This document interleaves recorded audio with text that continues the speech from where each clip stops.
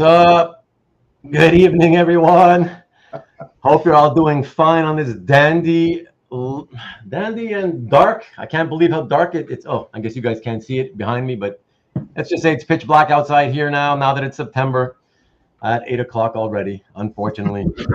Oh, very sad. How are you, Jason? Lovely to have you. Doing fantastic. Thanks for having me on. Oh yeah, absolutely. My pleasure, man. Thank you for agreeing to do it. I wanted to ask you to invite you on a little ways a ways back, but yeah, some sometimes I like to spread out the type of art I'm showing depending on what I've been showing, and I said okay, and I wasn't sure about what my upcoming schedule was going to be like. I said, let me just wait a little bit, see how things shake out, and then I'll get to him, But it was in the works for some time, so yeah, like I said, I'm happy that you were willing to do it, and that we're here tonight. So that's cool. Hello, everybody. Want to say hello real quick to those of you that are here already. #1 Marvel fan, the first guy in, even before Mr. Red Jack. Wow. And yes, well. Here we are again, indeed, sir. Mr. Red Jack, good evening to you as always. Are you here for the duration tonight, Brian, or are you working tonight? Let us know. And Tiago, my new friend, Tiago, from Brazil, I assume. Yeah. There we go. Excellent. That's one of Jason's friends. Very cool. The Rickster, good evening to you as always. And Karen, hello, Karen, which of course I've already said hello. And I think I saw you say that you were feeding the kids. So you may not be listening right now. Wow, Hoarders Hide. Scotty, what is up? This is going to be more fun than Pogo Night and Parum. No idea what you're saying there, but it sounds good to me. So let's hope that that's true. Jason, what is up, sir? Good to see you. There you are again, Karen. Hi. That's the message. Trying to get dinner on the table. No worries. See you later. Evening to you, CJ. As always, good to see you. Tariq, what's up? How are things in California? I bet you it's still daylight where you are. That's for certain. Here, let me show how. Yeah, that's what it is here in Canada. Eastern Canada. Black. Pitch black. So sad. Very sad. And my lovely wife Vivian, as always, thanks to you for the support and for being here. And of course, Jason's doing his howdies and howdy hoes. Scotty, wow, Wingo. Evening all. Never too early to hit the like button. That's always very true as well. Thank you so much. I appreciate that, my friend. All the way from Australia as ever, David Barr. Good day to you. Good day. Always love seeing you, David. Wow. Awesome. And Gabe Carino. Excellent. The party's never quite right when you're not here, Gabe. Just so you know. And Marcus, are you watching? Are you trying to say that you're watching? Or are you trying to tell us that you enjoyed the San Francisco beatdown of Pittsburgh? Not sure, but I was on the way back from the Toronto area when that game was being televised. So my friend Vito and I were listening to it in the car on the way here. So we heard the game, even though we didn't see it. So that was quite good, actually.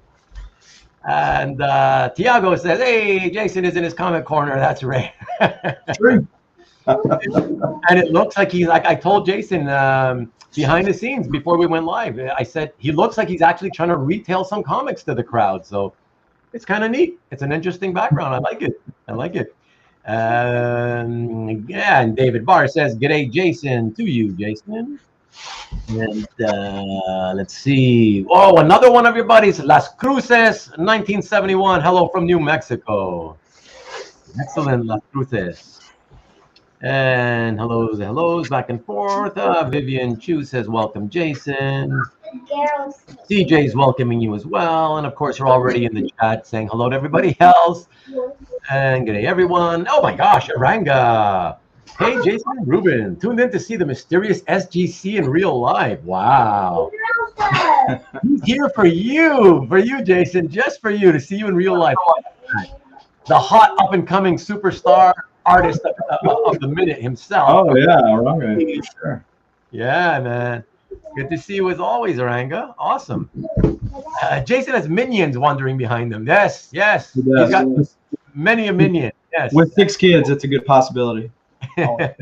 6 minions. Yes, exactly. So I'm sure we will be seeing them in and out through the night. It's dark outside, but you're our little bit of comic artwork sunshine. Ah, nice one, Brian. I love that. That's very nice. Good way to put it. So Las Cruces 1971 says, hey, and what do we got? The Rickster free-range kids. Yes, yes. They're better than free-range eggs, perhaps. Right, Rick?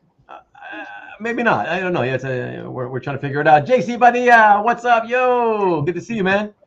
Ron, oh, excellent. Ron, you're dropping by so much more often these days. Excellent. And I got to get in touch with you privately again to see where your head's at in terms of coming on and doing this with me as well. So I'll reach out to you and you let me know what you think and you can kind of fill me in. Yes, Tiago from Brazil. Excellent. Excellent. Obrigado. That's what I say to you for letting me know the answer. Thank you.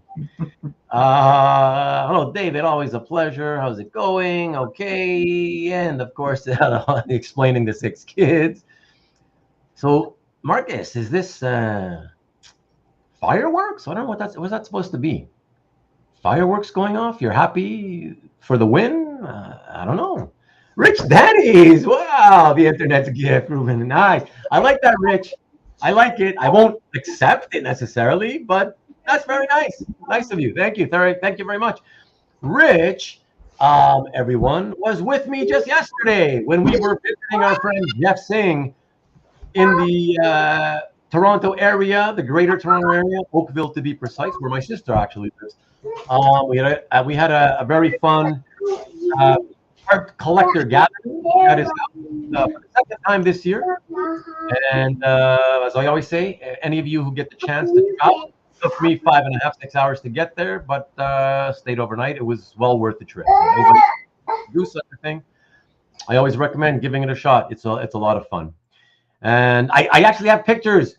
I took a picture with every collector that was there, but I got back late today and just didn't have enough time to turn them into kind of like slides to show everybody. So I'll do that next week at the beginning of next week's show, which really quickly, I might as well, since I mentioned it, really quickly, everyone, and I'll remind everybody at the end as well. But next week, for the first time in like a year or something, I'm going to resume. It's another show and tell, but I'm going to be resuming that Comic Art Show and Tell Back to the Past series. We're continuing from where I left off the last time. It's alphabetical by last name of the artist. Here it is. So this is going to be episode 23, but it will be the 4th episode of the Back to the Past series, where I feature pieces that were formerly in my dealer inventory from back when I was a full-time dealer, 15 to 22 years ago. So, and as much as I love our friend Hart, I thought it was time for a little bit of a change, and he was my co-host for the first 3 episodes, and so I figured that I would change it up and see if I can get somebody else to do another couple of episodes with me. So very excited to have Jason on, and especially since he wore his Lions pullover. Yes, sir. Thursday night, baby. What happened? Oh, Kansas City went down to the Lions. Love it. Just want to put that out there for you KC fans or you Mahomes fans, which, by the way, I'm a player follower. I love Patrick Mahomes, but I love my team. I got to support my team more than I got to support him. So very happy to see that. So yeah, tune in next week, everybody, for that a show and tell. I think that'll be fun. I kind of like those first 3 episodes we did. So yes, very much, Rich. Exactly. Another fantastic get together. A lot of fun. So next week I'll show some pictures that I took with everybody at the gathering yesterday. And Pahrump is fireworks town mentioned by hoarders. Oh, Pahrump. Oh, there's actually a city called Pahrump, or a town. Okay, thank you, Marcus. Appreciate it. Okay. Okay, good day, good day, good day. I think she's gone, though. She's making dinner for the kids, I believe. Comic Girl Boston, I know you're just checking in to register your like and say hello. Thank you. I appreciate it as always. Thank you very much, my friend. Thank you. Safe travels if you're traveling or just busy for work. Amongst other things then to be had in Pahrump. Interesting, interesting. Wow, Polly P, my great friend Polly P. Hey, everyone, just checking in real quick to smash the like button. Thank you, Polly P. So I guess that means you're not going to be able to stick around. No worries, but I thank you for dropping by, at least in saying hello. You should do that every week, by the way. You know, for such a good friend, you're kind of disappointing. They're never showing me any support here, or not never, but not often enough given our closeness of friendship. So I just thought I'd put that out there to make you feel bad and laugh a little bit. Coincidentally, I just received an email from Jeff. Oh, who mentioned the very bon jovi? Yes, with us. Yes, exactly. It was just yesterday. So a great time was had, Cab. And as I mentioned, which you probably heard, I'll show pictures with myself and the other people that had, not that they're all Canadian collectors, and most of whom are not super active socially online. So you may know of one or two or three perhaps, but I most of them you probably, I think, would not know. But still fun, and I want to show the pictures anyway. So not sure we're talking about the same type of fireworks. Okay. Oh, Karen is back. I guess she's fed the kids. Here, open up a can of Chef Boyardee. Throw that slop on the table. There you go, kids. I gotta go watch the show. Oh, that's the okay. So Pahrump is where they have the bunny ranch, is it? Okay, that's not yeah, interesting. Okay, there are kids. There are little kids in the room on the side of the screen opposite to me, so I'm not going to say too much about that. So, okay, you talk amongst yourselves there. Hello. Apologies, traveling. No, I understand. Thank you, Cap. Appreciate it, and thank you as always. Pahrump, hey, Mike, how's it going, man? Home of the best talk show host ever, Art Bell. Is it? Okay, I'll take that. You will. Oh, that's a promise.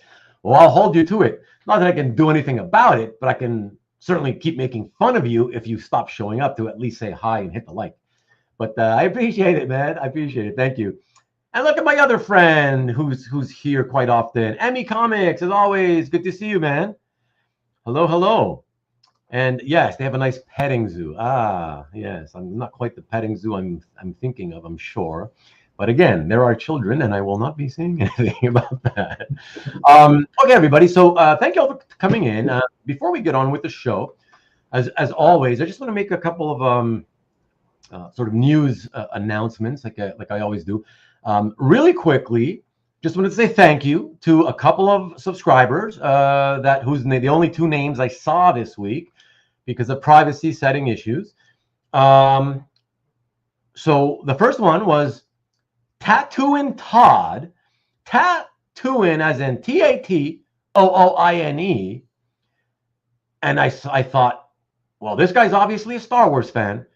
But then I thought, oh, I think this guy's clever. I think Todd's really clever. I bet you it's a play on words, and I'm betting Tattooin Todd is a fan of Star Wars. But I bet you, Todd, I hope you're watching, and if you're only watching on Rewind, please leave me a comment down below to tell me if I'm right. I think you're a tattoo artist, and that's what also makes you Tattooin Todd. So I wanted to put that up there, and also thank you to the other, the second subscriber whose name I saw this week, Rebecca Fransway. So thank you, Rebecca, and wanted to say that I checked out your channel, and I know you don't produce content, Rebecca, but I noticed you're subscribed to what appears to be 100 or 200 channels of all different types, some of whom I watch myself. But I have to confess, I did not notice any channel that was comic book or comic art related. And I found myself wondering, are you into comics or comic art or not? I don't know. It just doesn't seem like you are. But if you are, would love to hear from you. So if you're watching live, drop a comment in the chat. If you're watching on Rewind, leave a comment down below at any time. I appreciate it. But thank you. Thanks to both of you. Okay, and the second thing I wanted to let everybody know. So an update. I got an update on Friday that Dan Parsons' daughter, Zyla Parsons, who has been battling cancer, getting treatment, radiation therapy since April, I believe, when it all started. Here, actually, why don't I just read it out and let you see at the same time? Because it's a very brief message that Zyla herself updated. So I'm going to share my screen real quick. Let's see here. And we can all look at that together that way. Let me see. So it's interesting because, let me see, StreamYard Studio, and I'm not sure. Here, hold on.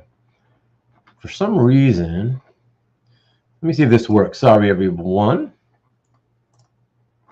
Okay, so now we're seeing Southern Comic Geek's cat channel, or at least I am. Let me see here. Hold on. Oh, no, that's my computer. So let us remove this. Apologies, of course. Okay, so now I'm back with you. I'm back with you all, and so I should only be seeing one tab, and it's for the fundraiser that we had going. And while I'm doing that, of course, Jason is still trying to push his comics and art. Let me see. Give me a second, everyone. I apologize for my slowness. I haven't shared a screen in a long time. And okay, so here we go. So this is the update for Zyla. And hopefully you're seeing this. And it says, okay, update yesterday. Hello, this is Zyla. I just wanted to update everybody and say that I got my PET scan yesterday, and my results came back that I'm officially cancer-free. Thank you to everyone that has donated. Every cent helps. Again, thank you. So, with that, I just wanted to say congratulations, Zyla, Dan, also to your mom, to all of you, the whole family, your brother, everybody. It's the greatest news that we could have heard since we got the bad news back in April for the first time. So it does my heart really, really good to hear this, to have heard this on Friday. I even had a couple of our friends. First of all, Jeff Wedding, who was the first person to notify me that day that I noticed the update, but he updated me also on that day. He emailed me. And also our friend Marcus Wade. So thank you both guys for pointing it out to me and trying to let me know as quickly as possible that you had seen the update. That's really awesome, and I think the news is spectacular, and let's just hope it stays that way. Really, really excited for that. So to hear that, and yeah, hopefully there'll be some more positive news messages down the road. But very happy to hear that. So thanks everybody for not putting up with me, but for allowing me to sort of bring that story to you for the last 5 months that it's been, and to let me keep updating you guys about it. It meant a lot to me, and I'm sure it meant way more to the family than anyone else. So I really appreciate you all. So thank you. And let me get back into the chat real quick as I see other people came in. Larry Wong again. Hey, what's up? Good to see you. Thank you for dropping by again. A lot of hellos, which I will skip. Murdoch, good to see you. Ooh, another new one that I know Jason must know. I'll put that one up. Weapon X. Weapon X. What's happening here? All right. Howdy ho. Very, very cool. And what else we got? Tremendous. Yes. Okay. You guys are talking about veggie patties. CJ says Oranga has an Eisner coming up soon. It could be. SGC sent me here. Oh no, exactly. Of course, I would think so. Enter me into the giveaway wheel. We have no giveaway wheel. What you definitely have the wrong channel now, but perhaps the next time that you're on Jason's channel, you never know. Don't recall. Did Comic Geek get a few pieces at the EVS art sale a while back with some nice stuff? No, somebody kept beating me not to call any names. Just was it him? I'm just saying. Okay, fair enough. I'll take that as a yes. Oh, Ron, you went to the Baltimore Con. Okay, cool. Doug tired of trying to last. Oh, the last for the whole show. Okay, no worries, Ron. Hey, you go sleep it off whenever you have to. Please, don't feel a necessity. I appreciate it though, man. Thank you. Let me catch up. Okay, so we got the comments about a bunch of hellos, the Bunny Ranch, and what else we got here? Ah, look at that, Screon. What's up, dude? Screon. Now this is your fourth appearance, or third, fourth. Yeah, whatever. Now you're becoming a regular, so that's good enough. That's cool, man. That's cool. Thanks for dropping in again. That's awesome. Oh, look at that. Another one of yours. Mr. Collector 123. Well. Exactly. There you go. Thank you for coming in to support your boy. I appreciate that. Okay, that's a personal one. Oh, no, this is for Jason.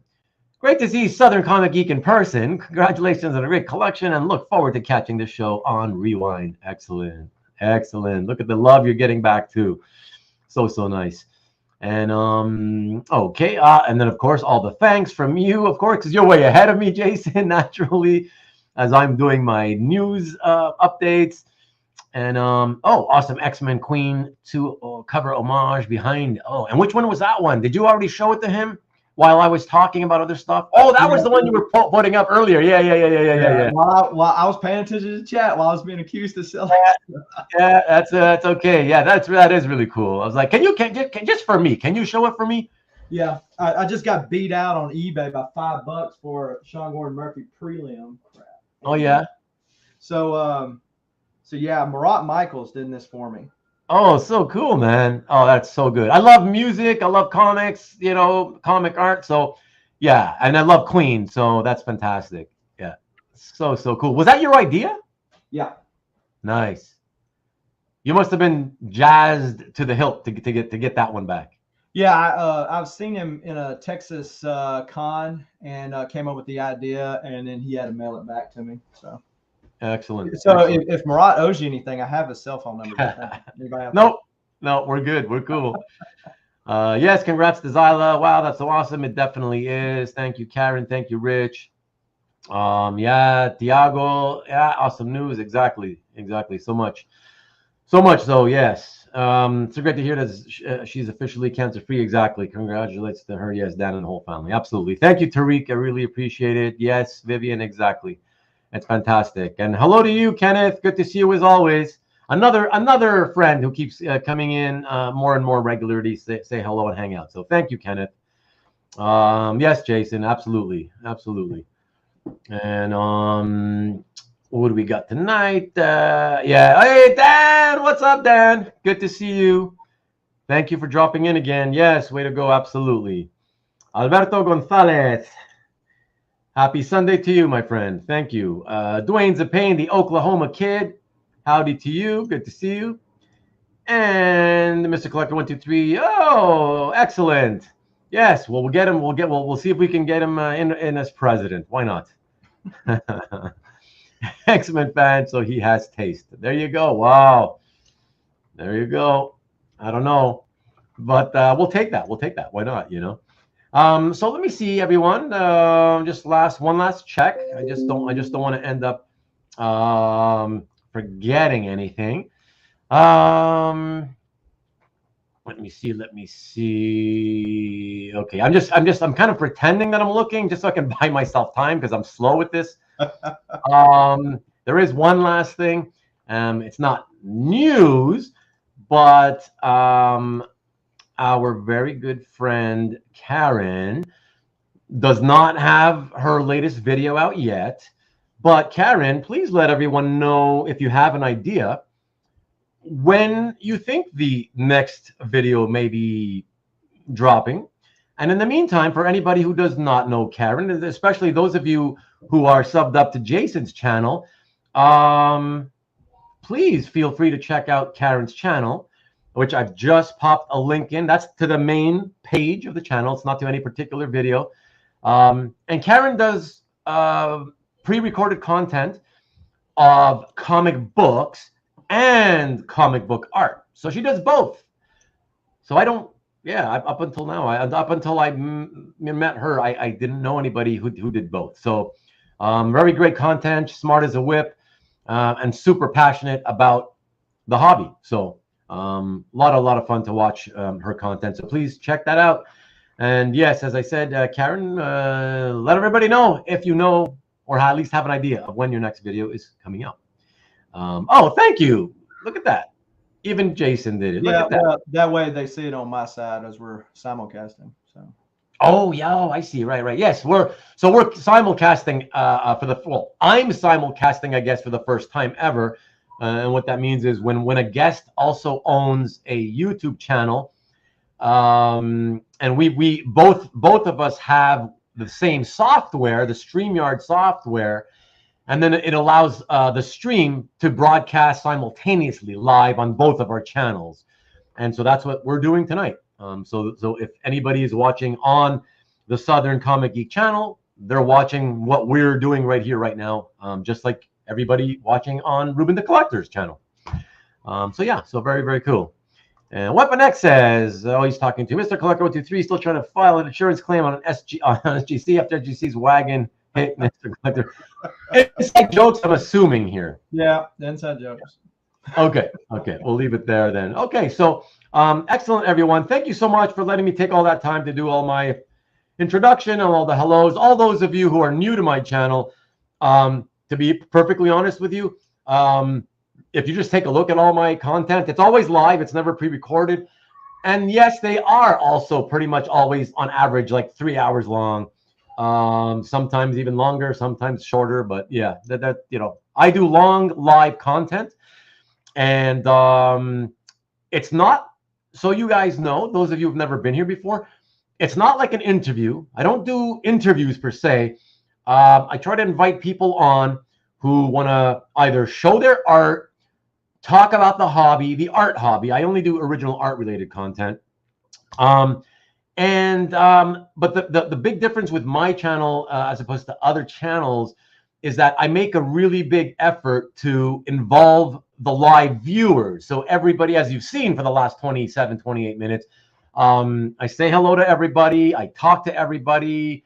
And we throughout the entire show, we will always go back and forth, or I will go back and forth with everybody who's in the chat. So anybody who shows up live and takes the time to do so, you're going to feel like you're part of the show and that I don't just ignore you and, you know, I don't just maybe pop one question or one comment here and there onto the screen like I can do, you know, this, for example, or this. I try to talk with you guys live as much as I do with my guests who are on screen. So it's really a big hangout for everybody. And that's the whole premise behind my channel, you know. So yeah, so that's why my shows go as long as they do. So with that being said, again, thank you so much, Jason, for being here. I'm going to equalize myself with you and make it like this. And as much as I like this, I like feeling like we're closer to the audience. Unless you say otherwise, would you be okay if I did this? Yeah? Okay. Oh, you're mute. Rookie mistake. So yeah, whatever way you want to do it, it's your show. Okay, cool, man. So there you go, everybody. Thank you again very much. And I guess we'll before I get on to the with the show, you're very welcome as always, Karen. You have an awesome channel and you are an awesome person. So of course it's my pleasure. The sketch cover wall does look great. I have so dang many myself and probably should display on rotate to enjoy. You should, and it's more fun that way, you know. Optimus Texas Hammer told me I'm not allowed to speak of the matter as of now. Okay, more of the inside joke things. Mike, so is there a completely different chat? Yes, exactly. So that's the interesting thing about this feature is that both channels get the content that's happening live on the screen, but the chat, if you're watching through Jason's channel, for example, and you're commenting there, that comment will not show up on my channel's comment and vice versa. So all of you guys who usually watch my channel, everything that you comment here, unfortunately, does not translate into the chat, the live chat of Jason's channel. So kind of sucky. It's kind of, weird that they would let you simulcast the video and audio, but not make it so that you could also share and integrate, the live chat, unfortunately. But it's probably something where it's more complicated than they think, or than it's worth, or, what have you, something like that, I'm sure. Who knows, maybe in the future it happens or not, but yeah, there you go. So yes, multiverse. Yes, exactly. In the live chat on YouTube sphere, if we will. More questions about this technology. I didn't think anybody would care. So Alberto wants to know, if a comment takes place in another channel, does that comment really exist? Exactly. You know that, Rich. Exactly. That's the other reason, everyone. Exactly, because I talk too much. That's why the shows go 3 hours. Exactly. Thank you. You're still here for us, and we appreciate it. Thank you, Kenneth. Thiago says, that's why I was not seeing Jason's messages. Right. Exactly. There you go. Thank you for explaining. I was so lost. There you go. Yeah, you're welcome. So that's how it works. So you have to unfortunately pick which one you're going to want to be in. But what you could do is perhaps keep one open in one browser and the other, right? My channel in one browser, his channel in the other, and kind of go back and forth, and maybe post them both. It's similar to like if you stream to Facebook, right? Because I know like watching the Comic Art Live that sometimes people will claim stuff on Facebook, but it doesn't show up in the stream, and then he has to pull it up. But yeah. I don't Texas him. Okay, we're not going to go with that. Thiago says, I'm watching both now. There you go, Thiago. Exactly. I'll do it too. That's how it works. So you get it now. Okay, so very good. We're half an hour in, so let's get on with the show, everyone. Before we start showing the art, what I always like to do is, since part of the whole premise of my channel is also to allow collectors in the comic book art sphere, this part of the hobby, sort of get to know one another a little bit better. It's about socializing, really. I always like to have my guests who come on tell us a little bit about themselves. Not a life story, but at least a little bit of a backstory on maybe how they got into comics, and then how that sort of eventually switched over, or equally at the same time moved over into the comic book art part of the hobby. So, Jason, if that's okay with you, would love to hear. I'd love for all of us to get to know a little bit more about you in that sense. All right, cool deal. So I'm Jason. I'm Jason number 236 in the comic art hobby, because there are a billion of us out there. It is a common thing, as mentioned last week. Now, number one Marvel fan is in multiple chats, so he's in the multiverse. He's in the multiverse for sure. Yeah. So, but anyways, so I do have my own YouTube channel. These days, I'm not posting near as much as what I used to do. I used to do a lot of Walmart comic book unboxings, and I still do a comic book show selling on Saturdays, usually like at least once a month.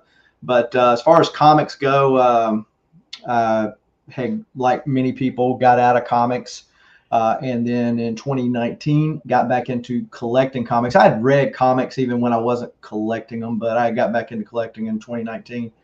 And when had you stopped before you got back in? When I say collecting, I had like a loan box. Oh, okay. I had, multiple loan boxes years ago that I got rid of back in like 99. And then got back in 2001, sold all that stuff too. So basically I had a loan box where I just picked up some stuff random here and there, usually at bookstores like Barnes & Noble and Books A Million, as the newsstands kind of went the way of the dodo in the 2000s. But anyhow, so that's all I had. And so in 2019, got back into comic collecting and started doing this YouTube thing, as crazy as that was. Wow. But then as things progressed, so one of the things as I started going to cons and stuff that wasn't available back in the day was these sketch covers, like you see right here. That was kind of a new phenomenon, which I like the idea of having something that was one of one. You can store them similar to the way you do regular comics. So it wasn't something like original art where you had to have a separate portfolio or wall space, etc. But as I kept going to cons and stopping and talking to artists, creators, and flipping through those portfolios, it became more and more tempting to get something even more original. So that's what happened. So I got my first art, and then I had other people like Hoarder's Hide be bad influences on me. Oh, he's a bad influence on everybody, by the way. Yeah, he's a bad influence. So anyhow, ended up starting to collect art and kind of lean more towards the original art and less from the comics. I still read comics. I still go to the comic shop each week. When I go out of town, I still stop at the comic shops that are in that town. Still read and collect floppies. I've got over 12,000 comics that you don't see back here behind me. So wow, 12,000. How many boxes is that? Let's see, 1, 2, 3, 4, 5, 1, 2, 3, 4, 5, 6, 7, 8. That's 40, and about 50. I was going to say it's probably like roughly 60, 50, 60, something like that. Right? Yeah. Wow. Okay. Well, and so again, I only had one long box in 2019. So these things bred faster than Catholic rabbits. Yeah. So, but anyhow, so that's how I got into the comic art hobby. And at some point, I landed on comic art fans and started seeing other stuff that was available out there, and then made the mistake of downloading Heritage app on my phone, and the rest, as they say, is history. Yeah. I'm a novice when it comes to Scott, Well, he is a hoarder. I mean, Scott, feel free to tell us how many boxes you've got. I mean, we can compare. I know you like to compare sizes, so, Rich says, I come from a Protestant background. They don't breed as fast. Nice. Wow. Okay. So is comics your full-time gig, and where in the South are you? I am in Mississippi. If you hadn't told by my accent, which I'm told I have. I don't believe I have, but I am in the state of Mississippi. And so South Mississippi in particular. So I'm like 2 hours north of New Orleans. But and comics is not my full-time gig, although my wife would think it is, as often as they make their way in Amazon Heritage packages and all those kind of things. Yeah. So let me ask you something that's not even comics related, because I mean, I think you're the first Southern gentleman that I've had come on the show. And so in Mississippi, is that one of the Southern states where you all tend to say those funny sayings, or at least we can, like everybody up north, like, when you say things like, oh, it's hotter than a jalapeño's armpit out here, that kind of stuff. So you know what I mean, right? So about that. So if anybody's about my age, I'm 45. You're around my age and you remember the X-Men cartoon. You remember the Southern Belle, Anna Marie, which by the way is the name of my third child, Anna Marie, or Rogue as she's more commonly referred to. But I thought it was extremely funny when in one of the cartoons she says, "You look as nervous as a long-tailed cat in a room full of rocking chairs." And I figured that was kind of one of those sayings that you like to have. Yeah. Yes. And that's so awesome. The company that I work for is the corporate office is based out of Salt Lake City, Utah, and they always have a time hearing me in these Southern sayings. But yeah. Okay. Well, thank you. No, I mean, I didn't want to come off like I was offending or anything. But I thought to myself, it's not like I'm making it up. Like I know some Southern people say those kinds of things. Yeah, better than frog hair split 3 different ways, Scott. That's right. I don't know what that one is. Pepper in my shoe? No, yeah, it's scarier than hen's teeth. That's right. Trying to pull. It's like pulling hen's teeth. Yeah, like putting hen's teeth. Yeah, that's way more common. I'm talking about it's particularly when they try to make reference to the heat. There's always there's tons of them. Oh, it's hotter. Like I said, like a jalapeño's armpit or whatever. It's hotter than a this, that, and a whatever. It's. Well, there was a song, about the Chattahoochee that it gets hotter than a hoochie.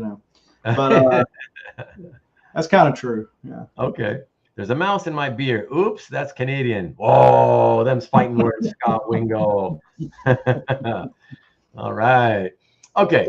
So thank you very much for the very nice and brief sort of background story on that, Jason. I'm curious though. I just want to ask, when did you in particular first discover comics at all and like start reading them? Like what age would you have been?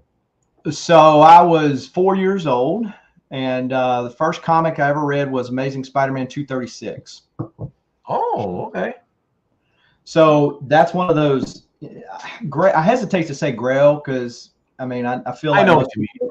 Yeah, most people are like me. They're like once they get the Grail, they get something else. Like I haven't had a cooling off period yet, but it was funny because Berkey was showing the cover to Amazing Spider-Man 236, and I was just like, oh, that's it. You know, there's no way that I'm dropping that kind of change on something. Right. I mean, I'd be okay getting like the worst page in the book, you know.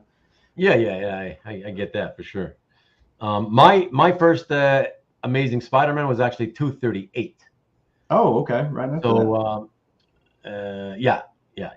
What a cool key issue to. Of course, at the time, it's not really key, but it was just like, oh, cool, like this sort of second version of a Green Goblin character or whatever, you know, but Hobgoblin, whatever that meant, you know. So I thought that was kind of cool. Dad said colder than a well digger's ass in the Klondike. What? What would you do for a Klondike bar? Yeah. Actually, didn't they? I thought I heard the news that they had gone out of business or they stopped making the Klondike bar. That's what I had heard. I don't know. Maybe the company stopped. I don't know. Hotter than a whore on a bag of apples. What? How does that even make sense? What? Oh my gosh. A lot of tobacco farms in my area, so all the older people here talk really heavy Southern because I watch movies and TV like crazy. People think I'm from New York City. So funny. Wow. So funny. All right. So thanks, everybody, for allowing us all that. And good to get to know you a little bit better, Jason. So thank you. And why don't we get into the show and tell and start showing at least a small sample of the kind of stuff you collect. All right, let us get my pieces queued up here. And with that, we'll start off with the first piece, everyone. We're starting with some DC contemporary era material. A very nice page, though. Check this out. Batman and Superman number 14 by Diogenes, Neves, and Marc Deering from 2014. What do you got to tell us about this one, Jason? Yeah, this was actually one of my early purchases. I bought this off of eBay. Oh, okay. Yeah, and so one of the reason why I bought it was Batman's got a gun. It's not something that you see that often, at least on the contemporary, newer Batman stuff. Absolutely, and I was wondering if you were going to mention that or not, but I figured you would, Yeah, so this is actually Blue Line.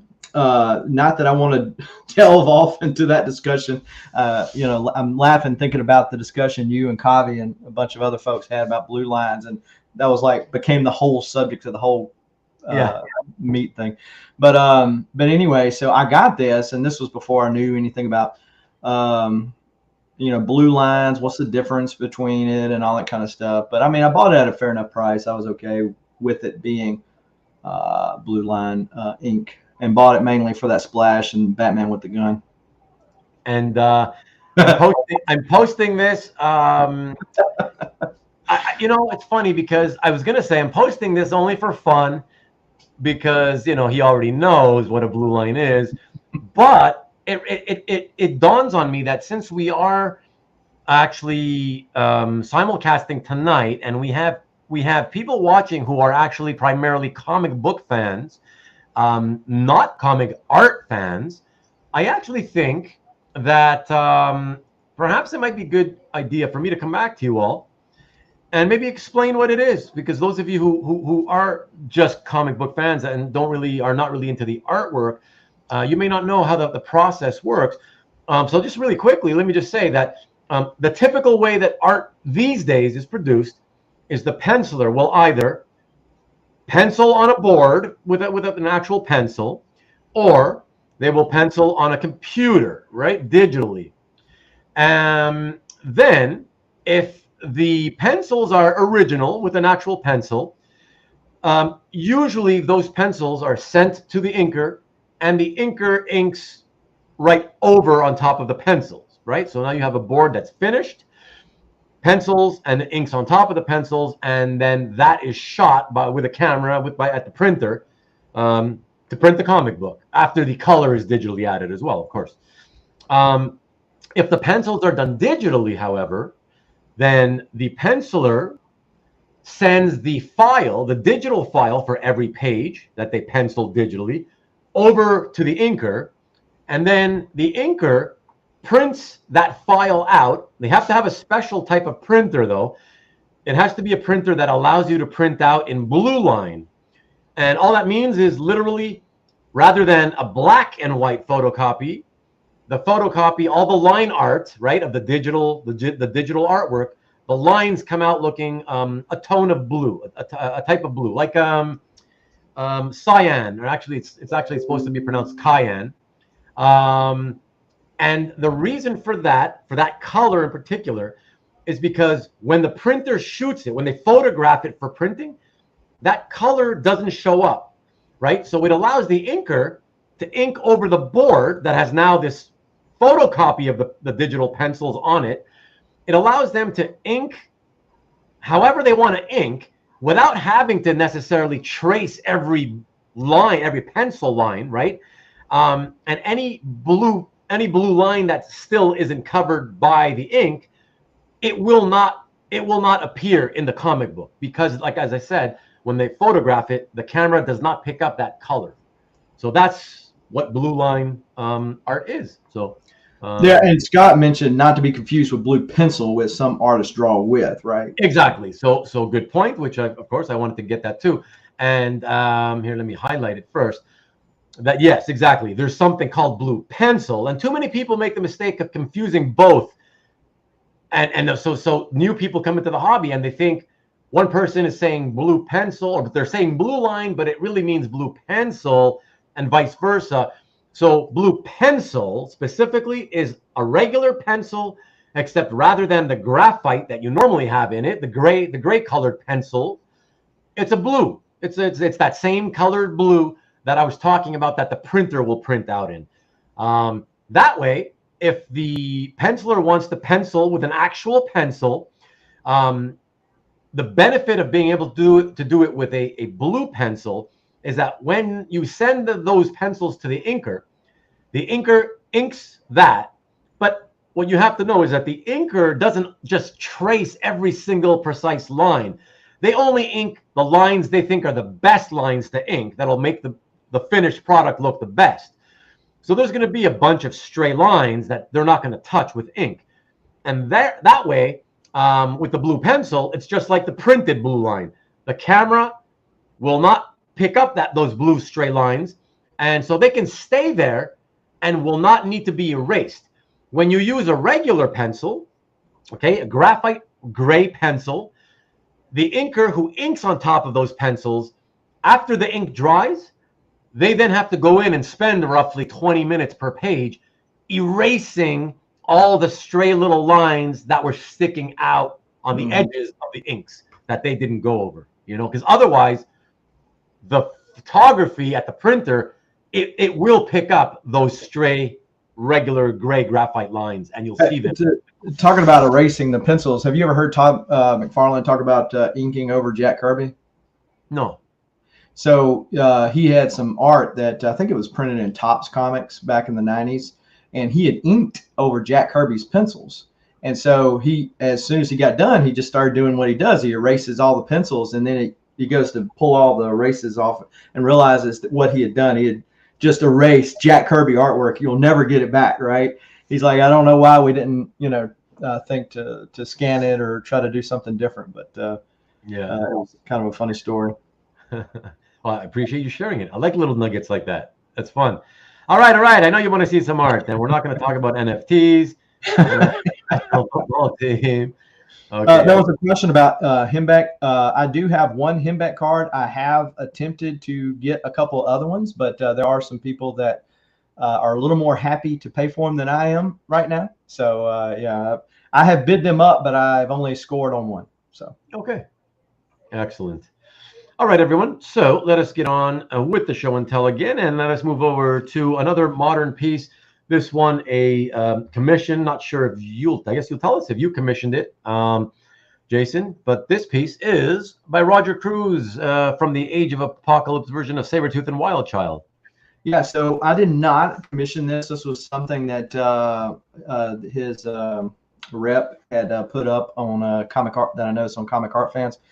And so while more, I'm thinking like Joe Mad, but Cruz, of course, there's a whole thing going back to the 90s as that one Joe Mad thought Cruz was ripping him off or whatever. But, there's a very similar style, artwork style, right?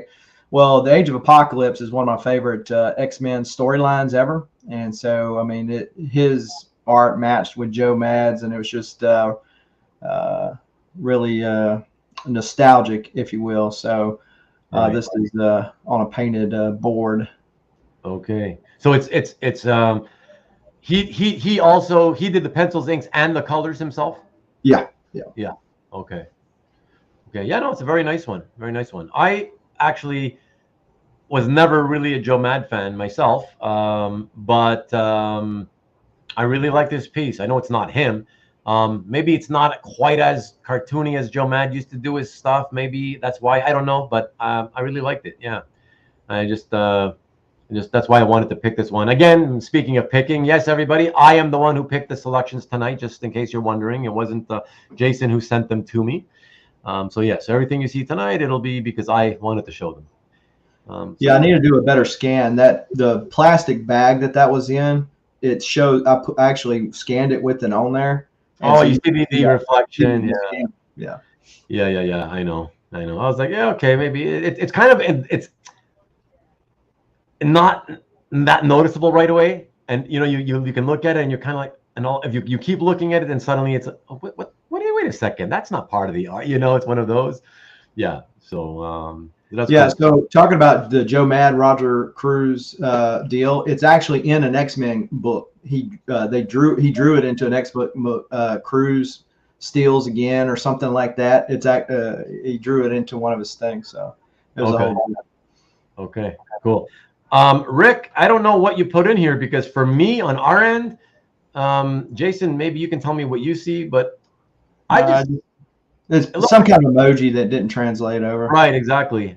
Sorry, Rick, I don't know. For us, it's just showing up as like, it looks like chain link, some kind of chain link. Maybe that's the NFT that he was talking about. Oh, okay. Well, he'll let us know. Marcus says that, well, Joe Mad should have done more work to meet the men. That's true. Everybody was demanding it. I know that at the time, right? So, and for many years afterwards as well. So, yes. Okay. So he put in chains. Oh, it was a chains emoji. Okay. So, they kind of look like chains to us too. It just wasn't sure. Yeah. He's doing his battle chasers thing again. So, yeah, whatever. That's all I can say. Each their own, I mean, yeah. Chains for bondage. Thank you. Okay. Excellent. Thank you. Excellent. Okay, cool. All right, well, from there, let us go a little bit back in time, maybe 30 years-ish or so, a little bit more perhaps, to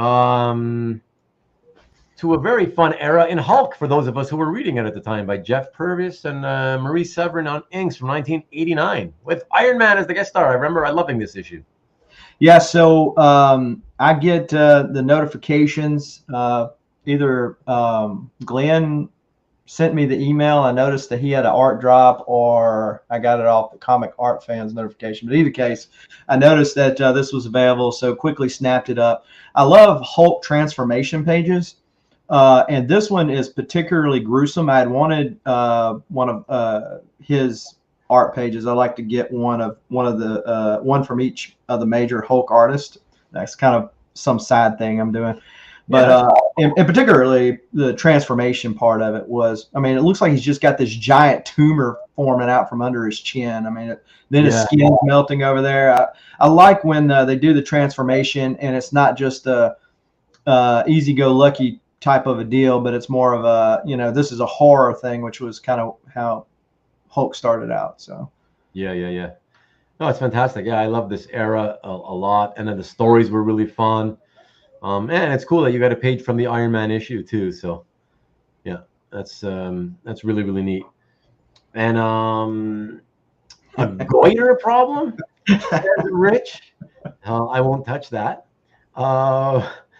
But good evening to you, or is it? I just missed it. Good evening to you, Carlito. ¿Qué hay de nuevo? Good to see you as always, man.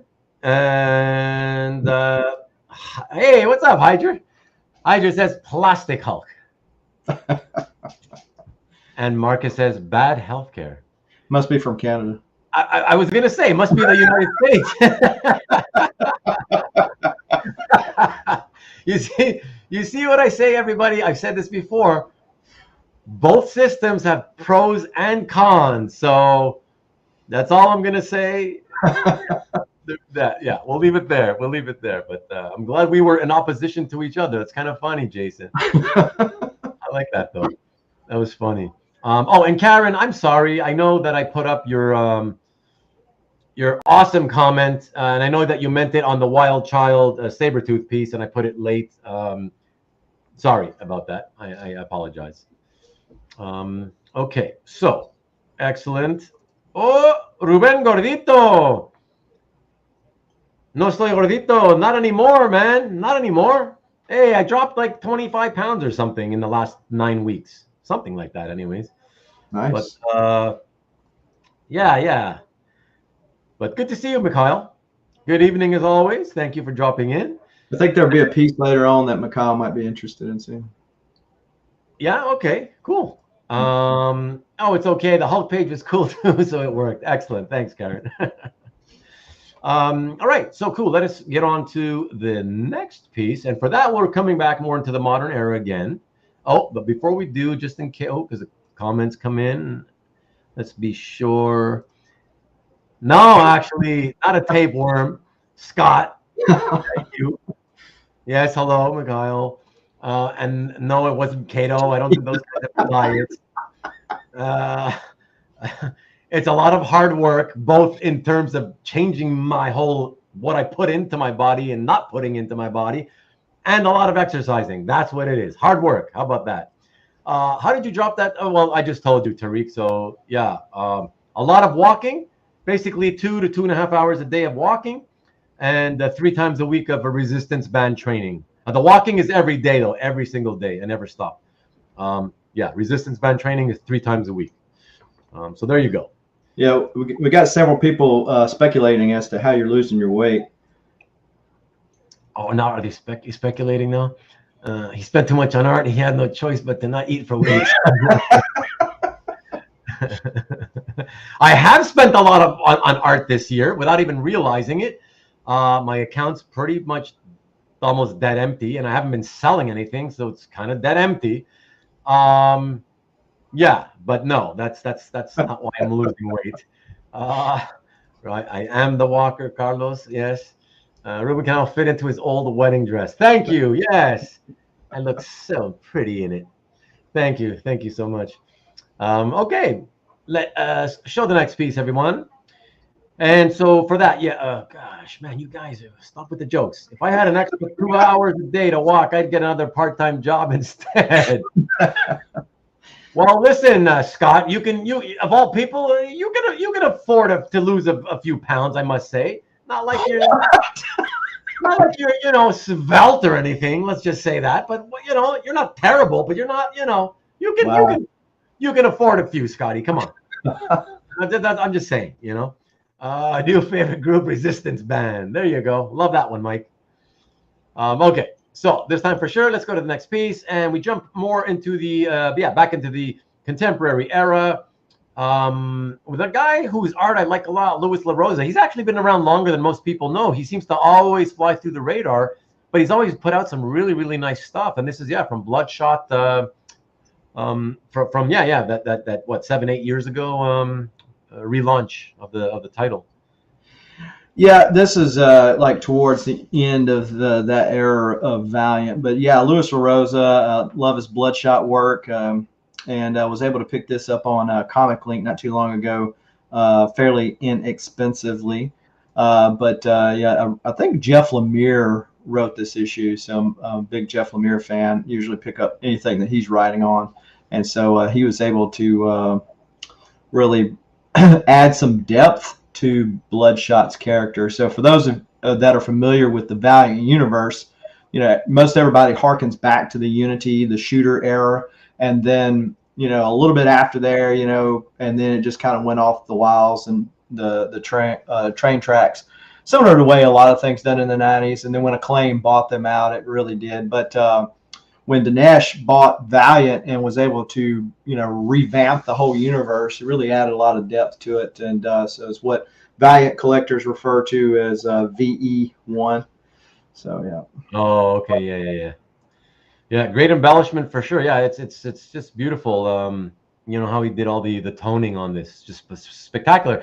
And I mean, the effect, to use the tone, when you look at the first panel, to use that to create the effect of the door being bent, right? And how the light shines off it as the door gets bent like that when he kicks it in. So cool.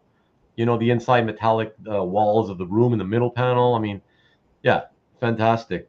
And yeah, like Marcus says, yeah, imagine if they can do this effect on Colossus. Well, they can. It's just that Louis LaRosa would have to be drawing the Colossus book or the X-Men book.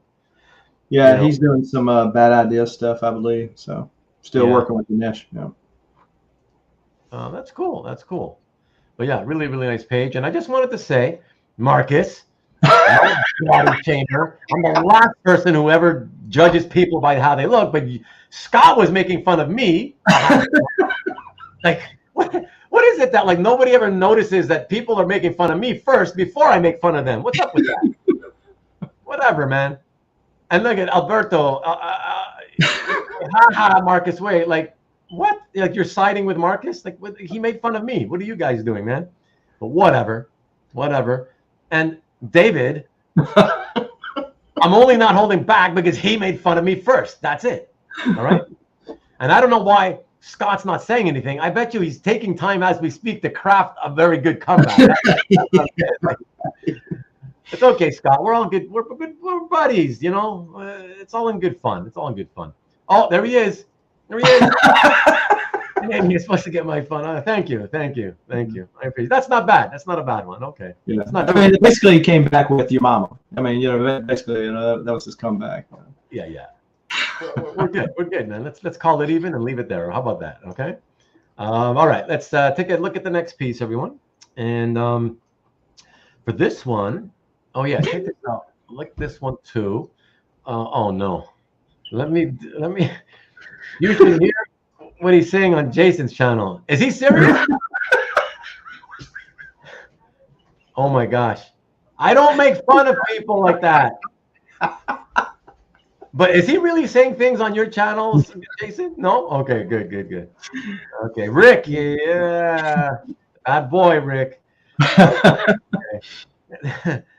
All right, the hits are more vicious than if I was watching the football game. Exactly, yeah. Okay, no, we're good. Let's calm down. Let's look at the next piece of art, shall we? From there, yeah, we're going to go, I believe, back in time on this about 30 years to an old favorite for a lot of us back then. Darkhawk by Mike Manley and Ricardo Villagran, 1992. Yeah, I guess you were a big fan when you were younger on this one, huh? Sure. Picked up Darkhawk off of the newsstand and a little corner store that I can still walk to today. Yeah, I was able to pick this up off of Heritage. I got Mike Manley to do a recreation of Darkhawk 6, which was the first issue that I ever bought of Darkhawk. And but in the middle of him doing that, I noticed this one up on Heritage and was able to scoop this one up. So if for people that are kind of familiar with Darkhawk and the more recent iterations, I really like how Manley had him more of a sharper edge to his helmet that other later artists kind of made his helmet more round. So I was glad to pick this up with a good profile picture right there at the bottom. Yeah. This is also where, Tombstone had ripped out the amulet. So I think this is the issue where he actually later fights Venom. So. Oh, cool. Yeah, it's too long ago for me to remember those kinds of story details. But yeah, I just remember. I remember the page. You know. So in comic collecting, I'm one of those people that is a run collector, not a key collector. So I have the entire run of Darkhawk, like I do the entire run of Incredible Hulk. So, cool. Yeah, which is a bigger thing, but yeah. Yeah, and Adam, who will be my guest in a couple of weeks' time, wants you to know that, this is a 6-figure page. 6 figures. I guess you include the decimal points, yeah. I mean, no offense, Jason, but that's exactly what I was thinking. I didn't want to say it, though, because it's not my page. But yeah, if you include the decimal points. Yeah, so. That's so funny. And Marcus is mentioning that Darkhawk will be MCU soon. Is that true? No, he's just speculating. Back in the COVID bump in the comic market, that was the spec that was going around. Oh, really? Oh, yeah. Okay. Everybody scooped up their copies of Darkhawk 1, so. Okay. Yeah, because you figure there'd be other characters they do before they do Darkhawk. Although then again, they're doing Celestials. Nobody ever cared about Celestials, for 50, 60 years. And they did that, so who knows, right? Yeah. They don't work out so great, but yeah. Yeah, I mean, a lot of the time, for Hollywood, it's not really about who's popular. And I shouldn't even say a lot of the time, but yeah, it's not always either. But yeah, a lot of the time, I guess that's a good way to put it. It's more about, well, which one of these characters do we think would translate well to live action, right? Because some of them would be too cheesy looking or whatever, and the idea wouldn't work well, but others, maybe not popular in the comics, maybe they didn't ever sell very well or get well read in comics, but when you look at them, you're like, oh wow, that would translate really cool if we turned it into a live thing, And so that's why I guess they. Well, in more recent years, they retconned Darkhawk's origin story to be a part of the Shi'ar Empire. So. Really? What? Yeah. He's a part of that? So the hawk, the feather, so hawks have feathers. The Shi'ar have feathers. So it's a whole thing that Paul Pelletier and the Inhumans, there was a whole storyline with that. But yeah, they kind of retconned his stuff. Okay, that's interesting. And Darkhawk was a good read at the time. I remember, yeah. Many number ones, just in case. Yes, but you have Hembeck Darkhawk. That's I don't. But I've got a Dr. Solar Man of the Atom Hembeck because you just don't see him drawn that much. But so if I saw Darkhawk, I might have to go for that one. Okay. Him and Sleepwalker, right? Yeah. Two young characters. Rick says Darkhawk is greater than Darkwing Duck. Shot fired, I guess. I'll go with that, I guess. Yeah. I enjoyed both. Okay. All right. So before I show the next piece, this is really quick because, so my friend Paul earlier, who I made a little bit of fun of because I said he doesn't come in often enough given our friendship. He emailed me. Oh, come on. Okay, I'm not going to read this. Oh, come on. He's floored. Oh, my God. He's actually upset. Oh, my gosh. Come on, Paul. I'm sorry. Of course I'm sorry. But, come on. I do that to everybody. And if you're here often enough, you will see, Paul, that I often have said, I literally do not care if you cannot make it, ever. If you can. By the way, Paul, I have a lot of friends, some who I know even better than you, who I've known for way longer and are much closer friends even, who never watch my show. Never. Okay? And guess what? I'm not offended by it. I do not care, truly. If you want to watch, you watch. If you don't, you don't. That's not what, I'm not here to try to get my friends to watch my shows. That's it. So he didn't even ask people to subscribe. Yes. Thank you. Exactly. That's my whole point. Exactly. Thank you, Jason. Thank you.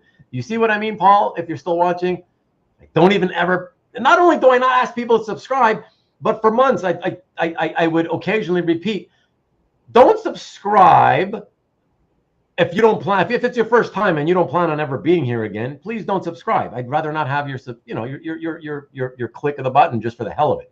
I've told many people that. So Paul, my apologies, because I don't want to hurt anybody. I do sincerely apologize that you feel hurt, but you should know me better than that by now. Come on, man. Come on. I mean, hey, Paul, the fact that he apologized to you after body shaming Scott, I mean, it tells you how much he really likes you more than Scott. So, there you go. There you go. I mean, I've said actual bad stuff before that people legitimately should be angry about, perhaps, but not that. Come on. Come on. I'm kidding with you. You should know that, Paul. But okay, got to get on with the show. Is Paul a ghost chatter or a Facebook chat? I'm not sure what you mean by that. I mean, Paul, I'm talking about Paul P. He's a good friend. He comes in once in a while, All I said was I made fun of him, trying to make it look like, you're never here, whatever. You come in more often. I do that to so many people, whatever. Come on, Paul. Come on. Seriously. Ruben's making up imaginary friends there. Okay, thank you. Here we go, Mark. You won't let this go. Ruben to Jenny Craig. I have no problem with people who do Jenny Craig or who don't go to do Jenny Craig. No problem. I don't judge people by their looks. Okay. Let us look at the next page, everyone. Kavi's comment. Oh, hold on. Oh, did Kavi come in? Hold on. Oh, there we go. Oh, hey, Kavi, what's up, bro? Giants making me want to skip the whole season already after one quarter. What's up, Jason Ruben? I'm sure the art is cool, but where's that snazzy jacket from the thumbnail? Ask him. I'm gonna wear one. I'll go get it. Look at that. Look at that. She's like one of the best commenters. Look at that. Karen saying hi to Kavi. There we go.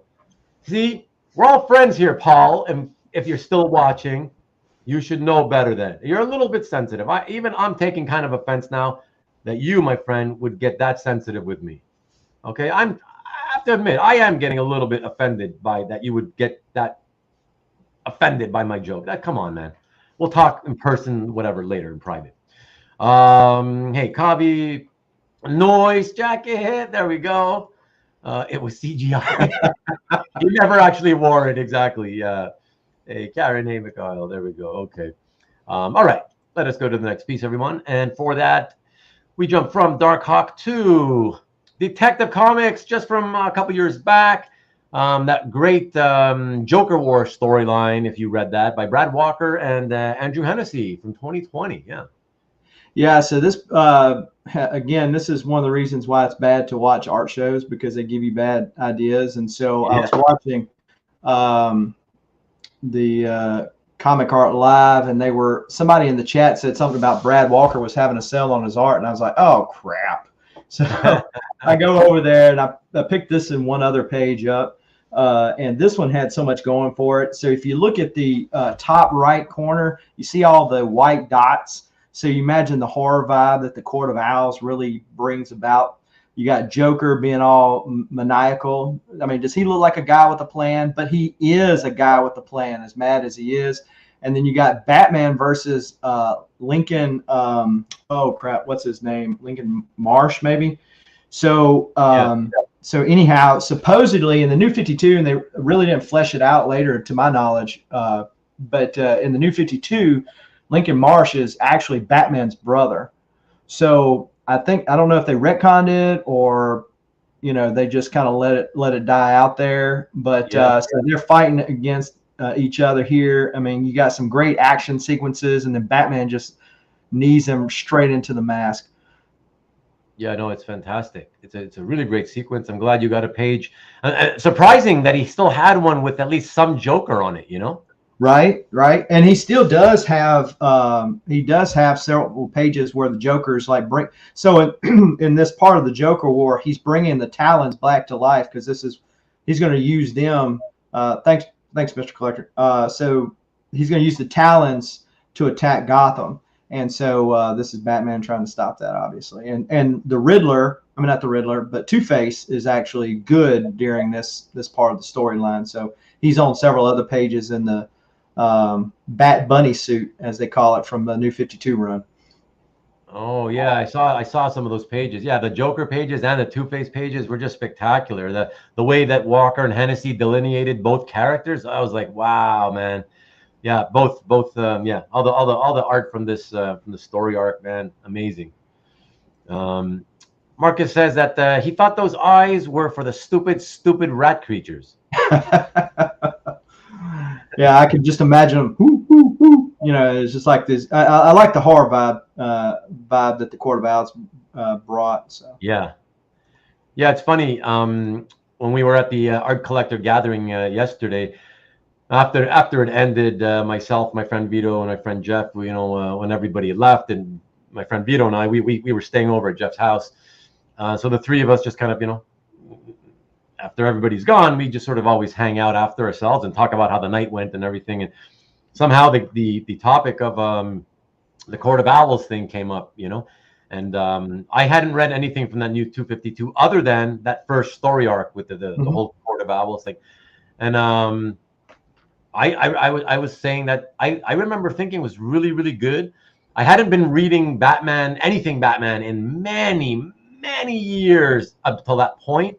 Yeah. But I'd heard so much about it. I said, okay, let me give it a shot, And I remember thinking, yeah, that whole concept of the whole Court of Owls thing, I thought it was really kind of cool. Yeah, when they go back and insert characters that they say they've been here this whole entire time, sometimes some writers are not able to pull that off, or maybe the concept's just bad. But I felt like Scott Snyder was able to pull it off really spectacularly. And then Capullo, on the art, they were just dynamic duo, pardon the pun. Yeah. Coffee's saying that the Court of Owls was great. He loved it too. Yeah. Wish the original art was all pencil and ink on one board. Oh, so you mean the Capullo stuff was all separate on Jonathan Glapian, the inker? Yeah, there's a separate pencil board and a separate ink board. Oh, so like you can go on all of it. That, to my knowledge, because if you go on Capullo's website or you go on Glapian's website, either one, they'll tell you that you'll get both for that price. But like, okay, so they're still working in conjunction with each other, so that at least both of them you always have. Like if he sells one off his website, then Greg sends it his way, or vice versa. So. Okay. Well, at least that, but I get what he says, because yeah, I'd rather have it on one board. Most collectors would rather have it on one board, So yeah, it is what it is. And I just bought something which I mentioned a few weeks ago on one of my shows. Just when I mentioned it, I was debating getting it because it was penciled and inked by the same person. Same person now, not two people. Same person, but for whatever reason, did it on two boards. And I was debating whether I should get. Anyways, bottom line is I did buy it. I don't have it yet. So whenever I get it, who knows? And maybe I'll open it online live or whatever. Who knows? But yeah, I prefer just doing it on one board, obviously, like most people, But better than mixing it all up when one, some pages, it's only the ink, some only the pencils, and some are both together. It's like such a pain in the ass, really. So, but yeah, really cool page, that one, Jason. So cool that you got one, and you got it during a sale, so that's even better. Oh yeah. And okay, Thiago says sometimes I like pencils more than inked pages. Well, yeah, a lot of people do when they're separate, especially.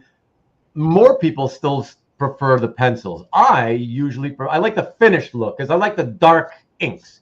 Yeah. So I prefer the inks, but some people's pencils are so tight. I mean, it's beautiful. That too. Yeah, exactly. So it depends. Each case you take it separately. At least that's how I look at it. Ruben the unboxer. Maybe you never know. Scott. Court of Owls antagonists on the Gotham TV series. Oh, really? Because I never watched that. Okay. Oh, that's cool. Was it good though, Rick? That's the important thing. All right. So with that, let us switch gears here, and I believe we're going to go back to not only to Marvel, but we're going backwards in time. And before I show it, and some people don't know the definition of tight. Let's not even go there. Yes, the next piece, backwards in time to Marvel. And that's for Transformers, the movie, from the second issue, the adaptation of the movie from 1986. Yeah, so this is a fantastic page, a collector off of CAF. They actually live in Alabama that I was able to pick this up from. I noticed they had put it up. And it's a really pivotal scene for those of you who remember watching the movie and are still probably right now. If you look at this page, and all of a sudden you've got the touch, you got the power goes off in your heads like Stan Bush, then yeah, your childhood was awesome. So anyway, this is a little scene where they go to the Quintessons, throw them into the pit. Now in the comic, there are several key parts of that movie that are different in the comic.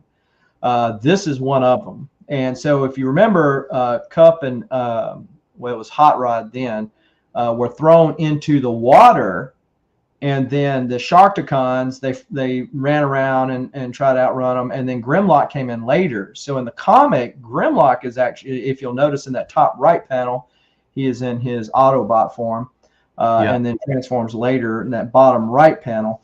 But yeah, so he was not in this scene in the movie. But he is here in the comic. So it's like the Sharkticons, and they're facing off against them. And as a matter of fact, talking about key pivotal scenes that were different in the comic, many people blame Hot Rod for the death of Optimus Prime, because that was kind of what happened in the movie. But in the comic, it didn't happen that way. So he just picks up the gun. Megatron picks up a gun and starts shooting Optimus Prime. It has nothing to do with Hot Rod. Okay. That's true. That's true. Look at that, Karen. Karen's hearing the songs playing in her head. Oh, what's he doing? Hold on. Are you going to show us something? Okay, hold on. Yeah. Let me get this off, and let me show you. So now, if you look at this, Karen, do you hear that song? So I got, I always butcher his last name, Lavo Mandeli. Olivio. Yeah, he did a lot of hot Transformer stuff for IDW, and I got him to do this for me. Arise, that's cool. Optimus Prime. And it's Optimus. So yeah, this is where he's inside a Unicron and he's opening up the Matrix. Very cool. Yeah, so Karen, yeah, I figured that. Yeah, Karen's on top of things for sure. Absolutely loved the Akin and Garvey inking team from back then. Me too, Tariq. I used to love them on ROM over Sal Buscema. That's when I kind of first really got into them. Also, some issues of what if the Hulk had gone berserk or whatever, and yeah, so I really loved them as a team. I did want to highlight again, because I highlighted it earlier, but I had to ask. Number one Marvel fan. See, so he saw this in theaters. Says half the guys there were crying during the Prime death. Come on, I don't believe that that's true. I can't imagine a bunch of guys in a theater starting to cry because Optimus Prime got killed. Come on, I don't know. I'm gonna go with I don't believe that. How many people? This was their hero if you were an early '80s kid. So I'm just saying. I know, but I don't know. I don't know. I just have a hard time believing that a bunch of dudes in a theater were crying. I mean, it's traumatizing, man. I mean, to think that the toy company, all they were worried about was our dollars, and they kill our heroes off. Yeah. Hot Rod conspired with Megatron. Killed Optimus Prime. Yeah, to sell more toys of different characters. Mm-hmm. Okay. And of course, Derek does not agree with Marcus. What's up, Derek? Those are lies, he says. Oh, look at that. She wants to be on top of it and say, that's you got the touch. Oh, yeah, very nice. And again, Derek, I definitely got to email you. But yeah, all my shows these days seem to be show and tells. So I'm having trouble catching up so I can get that time to make all the scans for our show. So just so you know, I'm still here. I haven't forgotten at all. and week to week goes by, and I keep getting angry because I can't catch up enough to start working on our show. But I'm trying. I just want you to know that I'm trying, and it's not like I've forgotten or anything. Okay. Tiago says that Tiago, that looks like a regular cover. Yeah. It's crazy. That's a commit. Oh, because it looks like a published printed cover, right? Mm-hmm. Yeah. Oh yeah. Sorry, we spoiled the movie for you. You haven't watched it yet. Sorry, Garvey. Starscream was a real hero. Is that true? Yeah. No. Conspiracy. And now I'm being accused of shaming sensitive people. I'm on a roll. Come on, man. Oh my God. Alberto, do you know how much apologizing I'm going to have to do privately now to Paul just because I feel bad, even though it wasn't really bad? Come on. He's a bit sensitive. We were all messed up after the movie. Oh my gosh. So are you admitting, number one Marvel fan, that you were one of those guys in the theater crying? Now, tell me if you were. Tell me how old you were, because that makes a difference. I mean, that came out when I was 16. There's no way I would have cried at that age because some robot died. But if you're telling me you were like, I don't know, 5, 6, 7, maybe, but, I don't know. Bunch of sissies. Just to be clear, Rich is now making fun of sissies, not me, okay? Adam says, and Duke dying in the G.I. Joe movie, both animated back-to-back by the same studio. Okay. Oh, come on, Alberto. You're really making it look like I'm doing bad stuff, man. I haven't done anything. I'm very sensitive. I'm more sensitive than anyone else. Come on. Okay, Roger that. Thanks, Derek, man. I appreciate you. And I'm really sorry. I really am. It's because I really want it to come out now, but it's just like, I can't catch up. Love Transformers. I have all the Gen 1. They were so expensive to buy, though. Oh, you mean the toys you have, or you mean you have the comics? Yeah, Gen 1, yeah. Arthur cried when Cap got shot. That's right, the death of Cap. That's when you were crying. CJ, you're all piling on me now. Come on. I am not heartless. Some robot.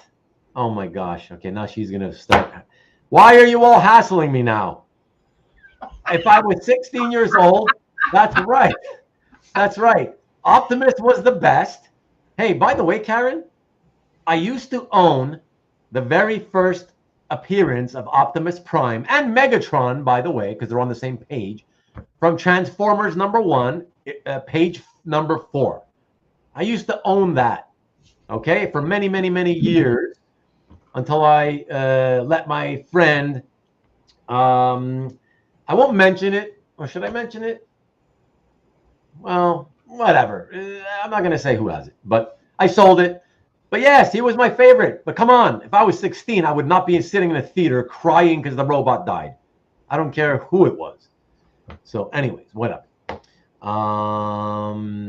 What else we got here? Real guys cried at E.T. Now, I was 12 with E.T., and I did get teary-eyed. So I'll admit to that. But it's not like I was sitting there going, You get teary-eyed, it's one thing, but crying, it's different.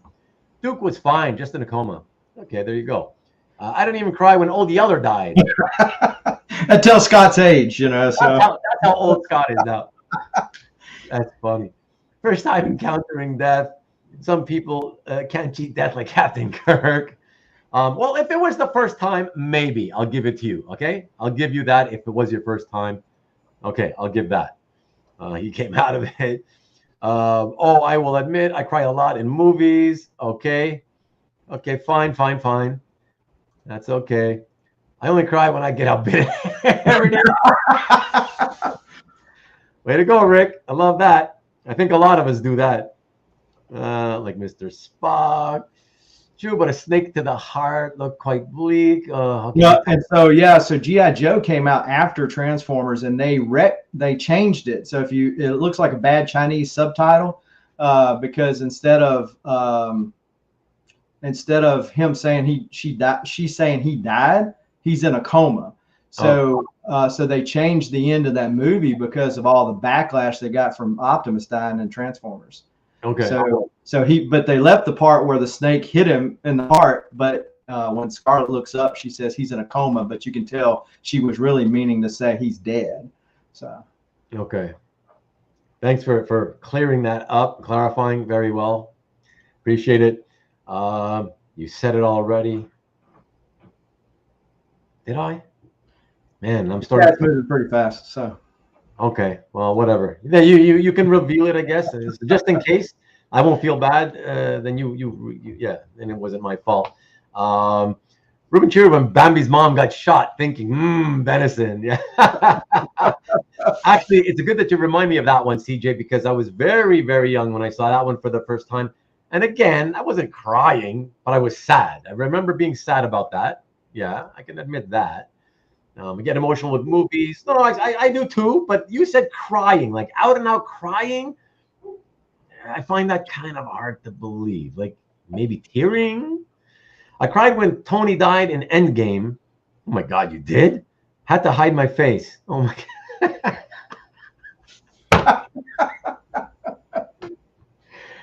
Hey, I appreciate you admitting that live in front of everyone, #1 Marvel fan. That's awesome. It takes a big man to admit that, so I love that. So that's cool. Thank you. And Karen wants me to know that my Transformers cred just went back up. I mean, I just because I owned a piece of art, you know, whatever. But like I said, he was the coolest character to me. Whatever. All I said was I didn't die. I cry when he died. Whatever. Okay, it's okay if you did. I guess that's fine. Now, really giving off some not so nice vibes, and you would know better than anyone, Mr. Not So Nice. Thank you. Wow, everybody's getting in their feels and wanting to admit all this stuff now. Kavi wants us to know, Coco made me cry. No nostalgia involved or comic fandom. If you can resist that one, then you're a tough guy.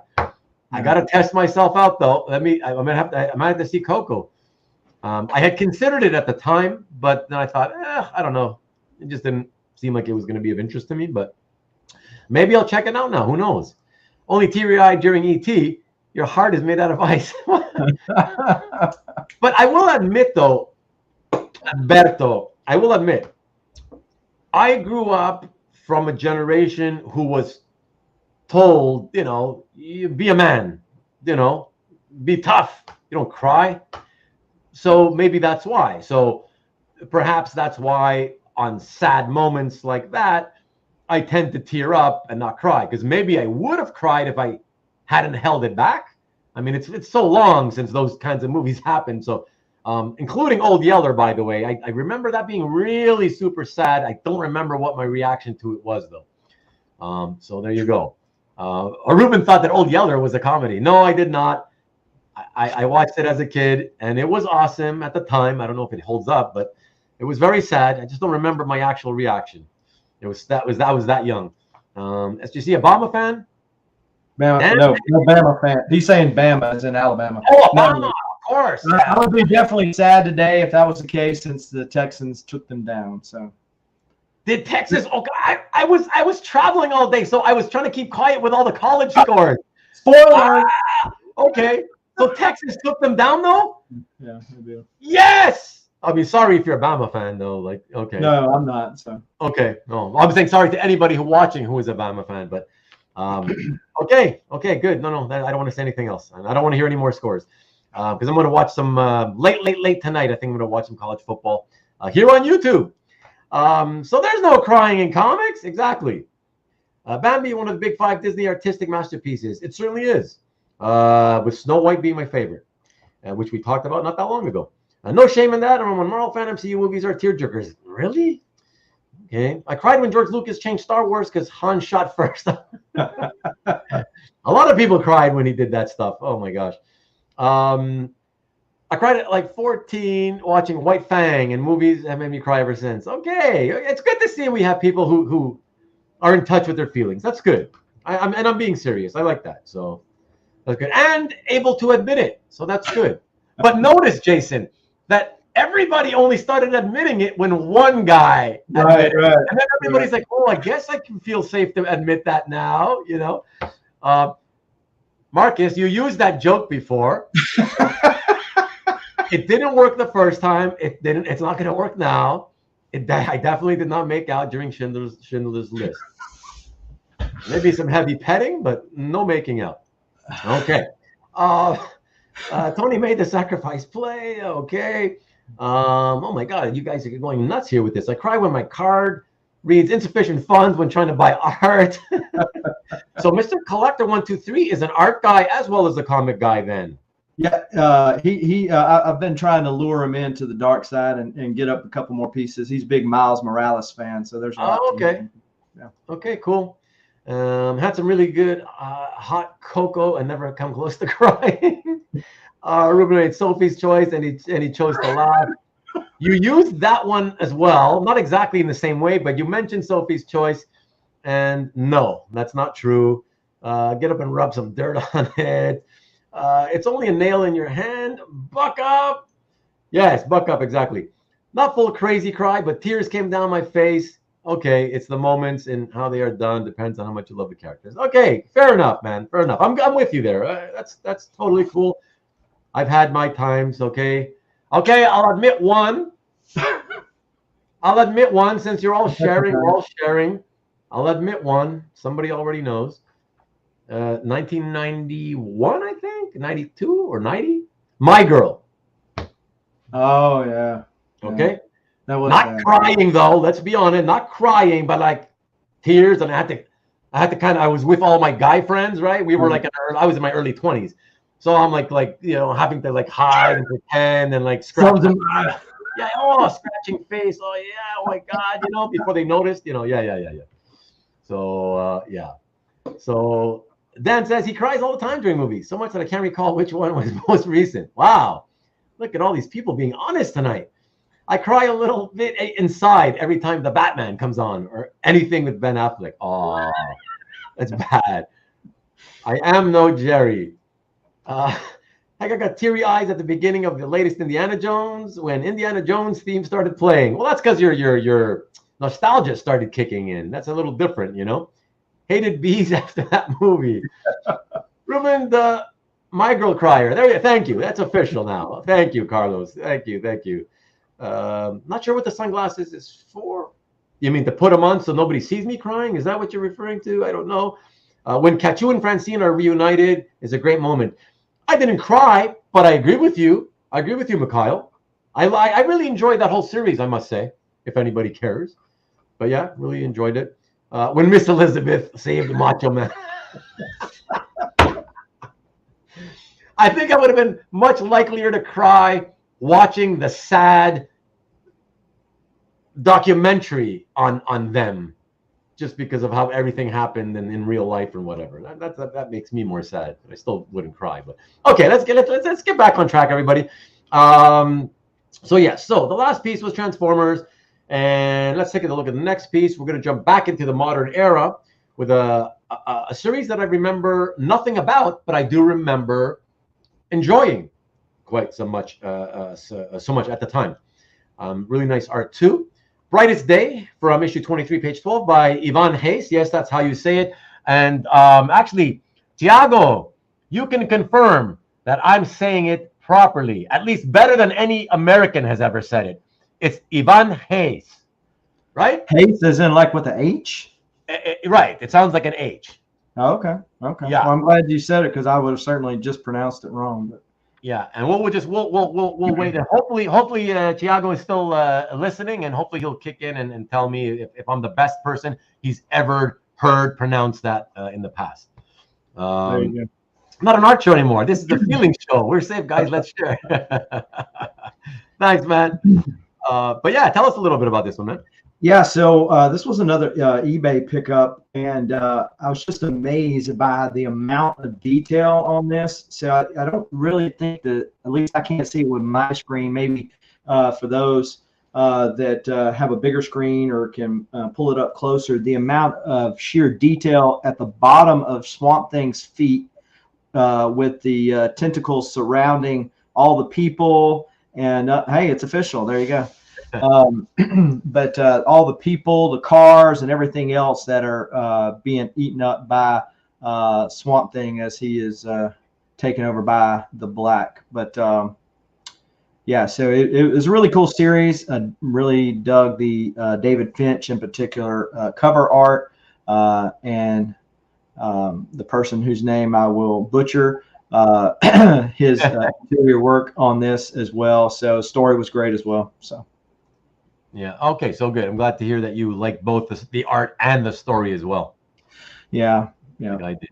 Yeah. Very, very nice. Okay, cool. Very, very nice. Yeah. I love Swamp Thing as a character too. So it was cool that you had a Swampy featured page, and that's kind of one of the other reasons why I also an extra reason why I said, okay, I definitely want to show this one, Yeah. So very, very cool. Oh, look at that. Even my wife, who doesn't really care about comic art, thinks it's a beautiful page. Oh, and like in person, when you're just holding it in your hands, you can really just see the sheer amount of detail and in that giant Swamp Thing there. Yeah, gorgeous. Yeah, really, really, really, really nice. I just got to go backwards for a second. And yes, to those of you who, primarily those of you who are Jason's friends who know him and don't know me, yes, I must admit, Alberto is saying that for everyone that has not seen one of my shows before, now you know why they usually last 3 hours. And I won't deny that this is part of the reason. It's not the whole reason, but it absolutely is part of the reason. But it kind of falls to the same reason that I mentioned at the beginning, right? That I talk with you guys a lot. So now we're joking and talking about crying at movies, whatever. This is what we do. We're hanging out and having a good time together. That's the whole premise. So yes, that is why the shows last as long as they do. Yes. All right, I admit it. So yeah, very, very cool. Lovely page. All right, and let us now move over to the next piece in our show and tell.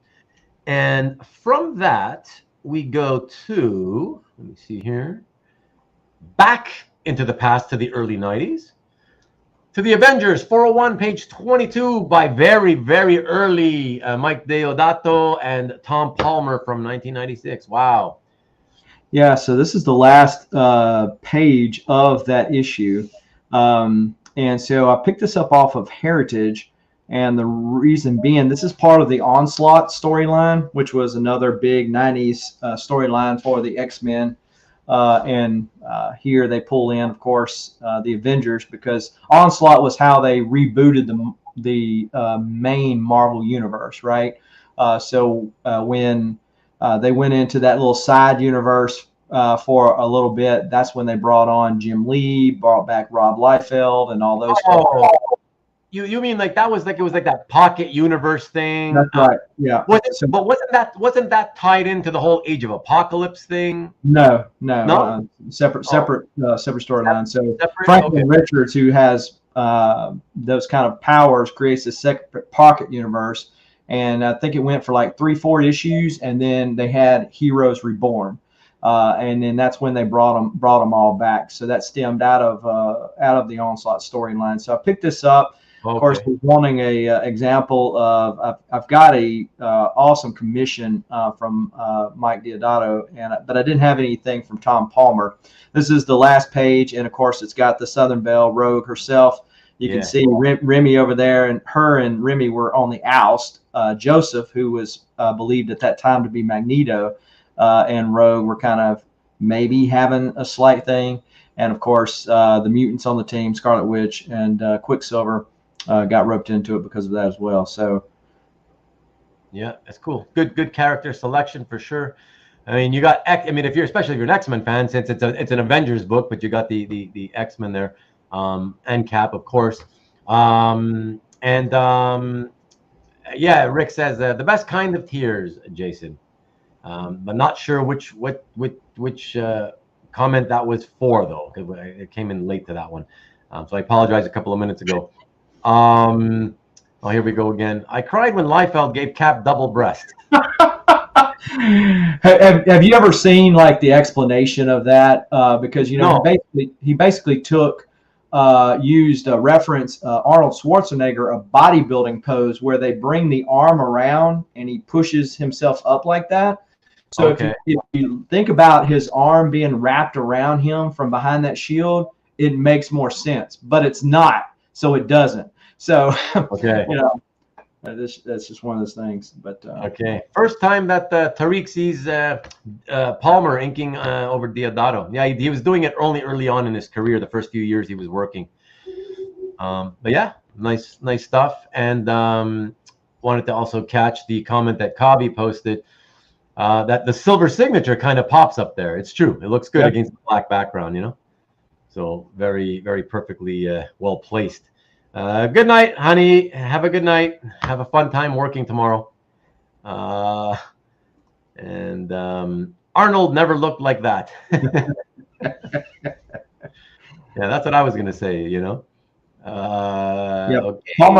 Palmer was doing a lot of inks. Steve Epting, and around that same time he was inking Epting on earlier issues. Yes, exactly.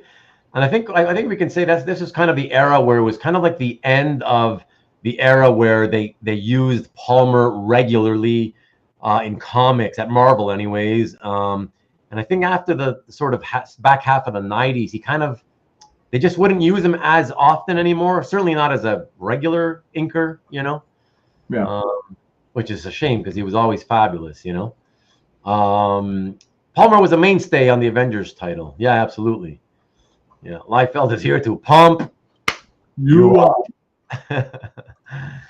Ruben cries at all Harrison Ford. That's an inside joke, everybody. If you weren't there for a specific episode, yes, I'm not going to get into that, but you're very right. I do cry at all Harrison Ford films. Oh, that's so funny. Good night, Vivian and Age of Adeline. Come on, dude. God, it's so good. It's so good. Everybody needs to watch that. Age of Adeline. Awesome movie. And I've seen it several times, and I would love to watch it. If I had time, I'd watch it tonight again. I love it. Maybe one day you and me can watch it together. How about that, Marcus? Okay.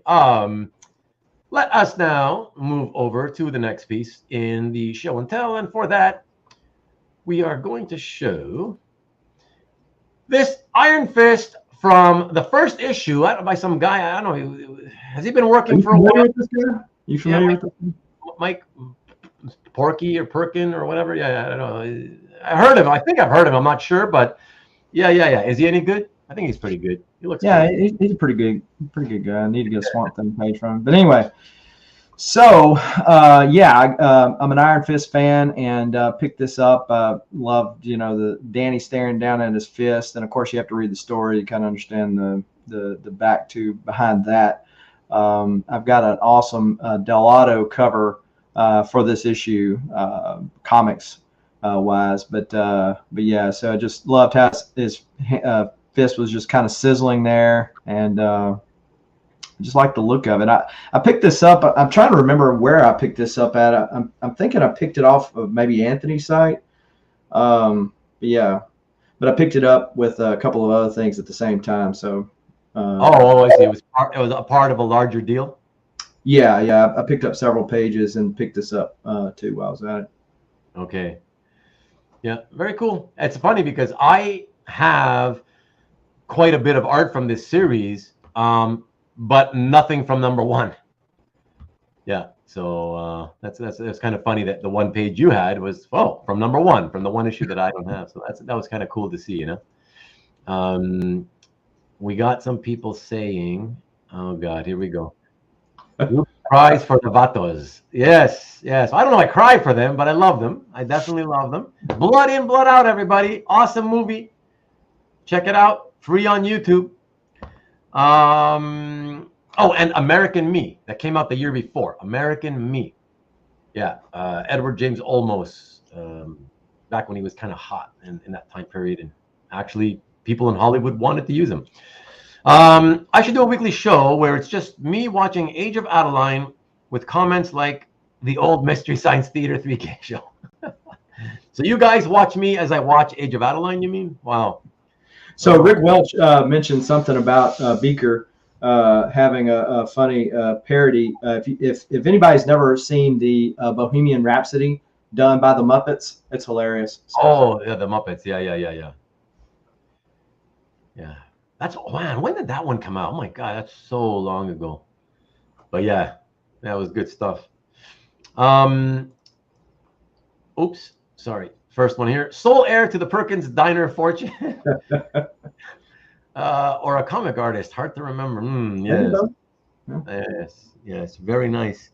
Yeah, thank you, Karen. A Stand By Me watching party.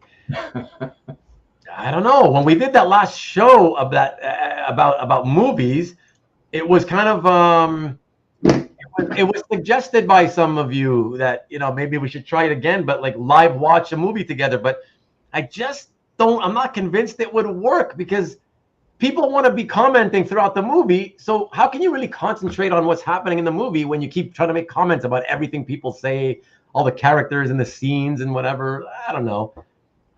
Maybe I could do it privately if you guys are interested. I could do it where we don't have to stream it to YouTube and we get together and we just do it privately. I don't know. I feel bad doing it publicly. I can't see people wanting to watch that. But anyways, I'm open to the idea still. I haven't said no. Absolutely. I'm not going to lie. The Pursuit of Happiness made me cry. Look, everybody's coming out. Everybody's coming out of the woodwork now. Okay. Excellent. A lot of softies here. No, that's cool. Okay. So before we show you the next piece, everyone, give me a second here. And I just want to copy and paste a link, which is to Nicky B's show. Surprised he hasn't dropped in tonight. Maybe he's at the Baltimore. I think he might have gone to Baltimore. Yeah. Oh, that's right, because that's why he didn't have a show on Friday. Mm-hmm. Yeah, that's correct. So let me just do this. I'm going to pop this link into the chat. For anybody who doesn't know who Nick Barucci is, he's the publisher of Dynamite Comics, Dynamite Entertainment. And he is an original art collector. And he has a show. He has a channel here on YouTube. It's called the EXP. The Original Art Experience is his comic book art show. But the EXP is the channel. And that's the link that I just put in there. And if you are into comics, I guess they have all types of different shows for comics. But if you are into original art more than comics, then there's one show every Friday that he does, which is specifically about original art.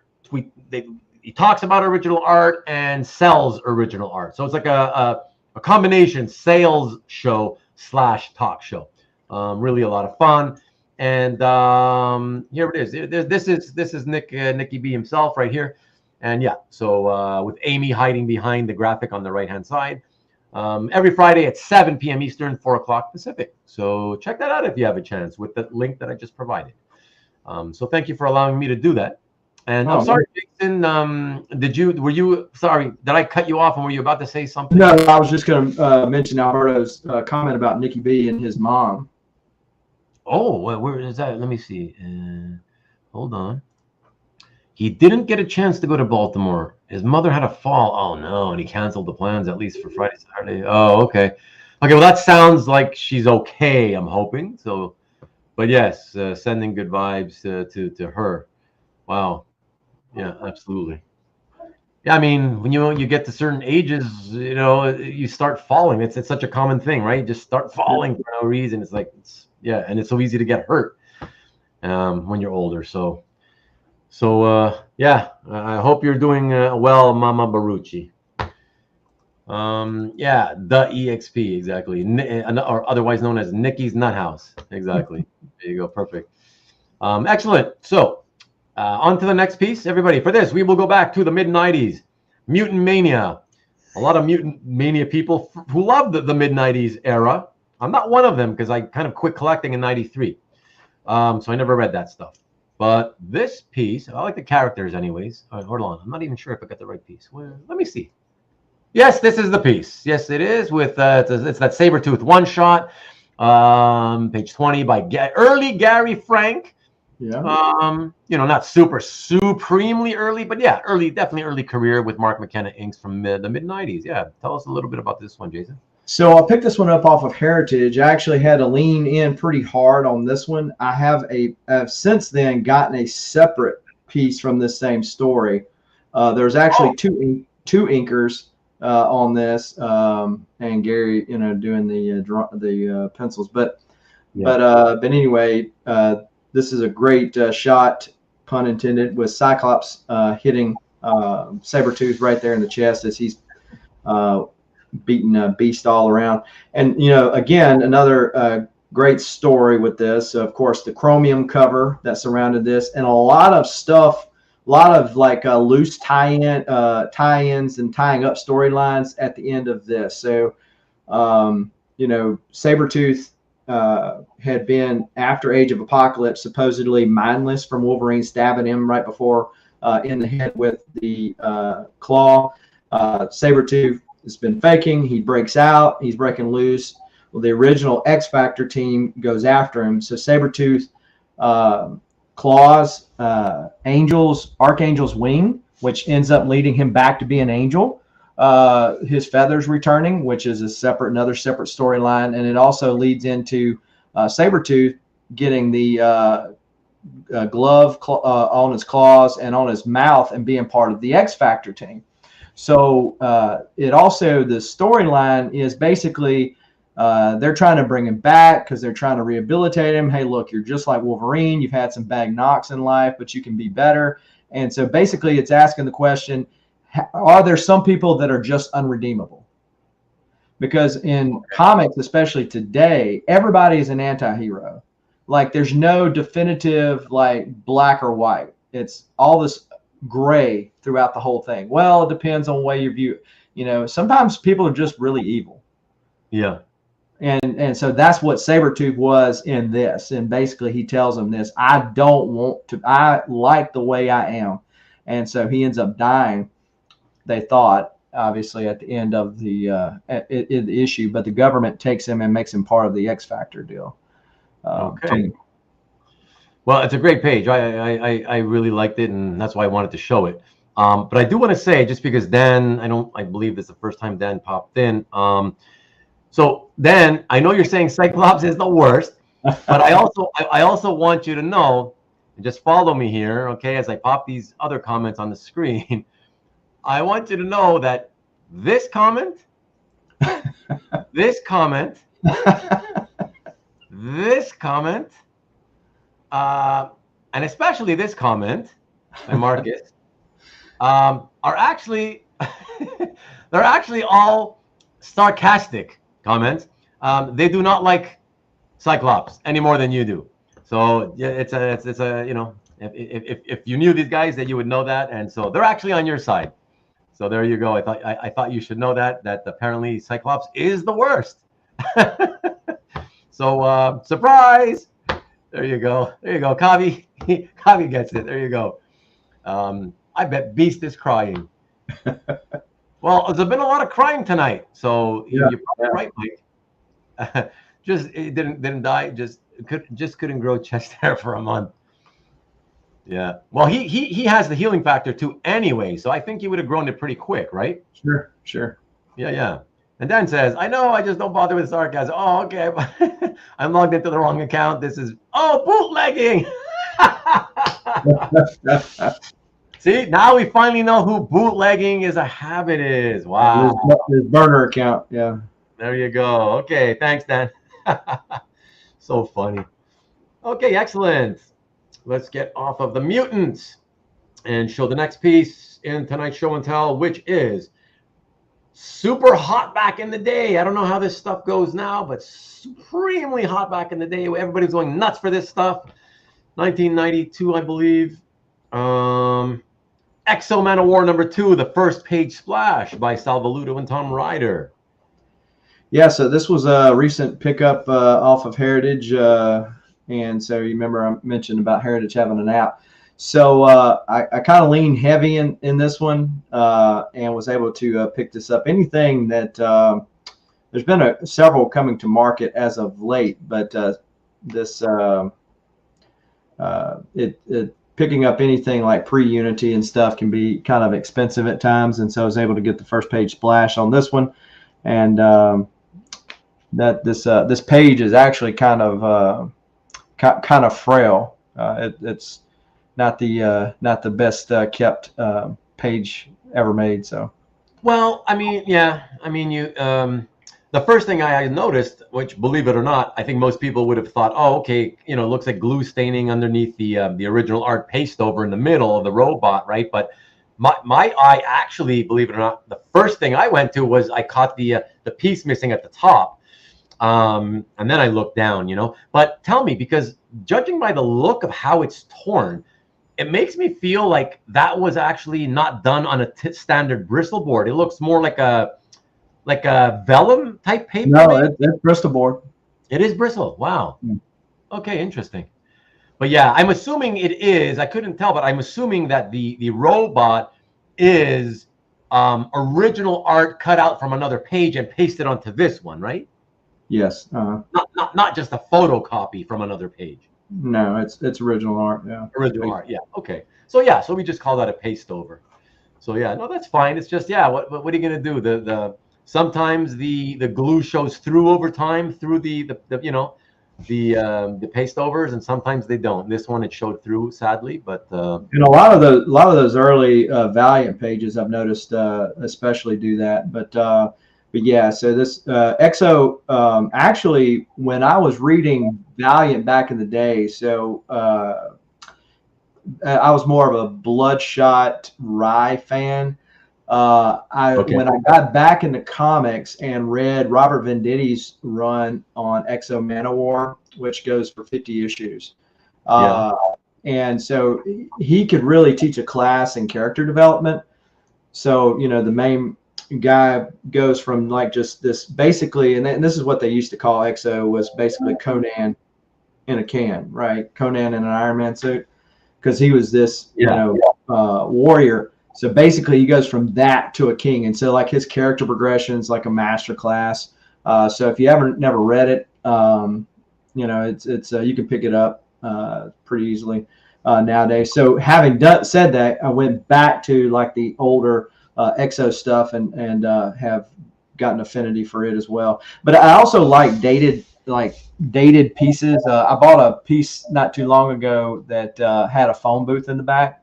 And you know, it's just dated. It's kind of a fun thing, but yeah, with the flower pool, I think Marcus mentioned that, and the little tricycle, you can just see this is like straight lifted from the 90s. Yeah, I mean, even Hydra was the first to mention the pool. He says that the addition, because it's such an odd addition, and it makes the page, and not just the kiddie pool, but I love that the tricycle is just tipped over right beside it, you know. And the fact that he's stepping into the kiddie pool. So I don't know, it's just kind of a neat little thing.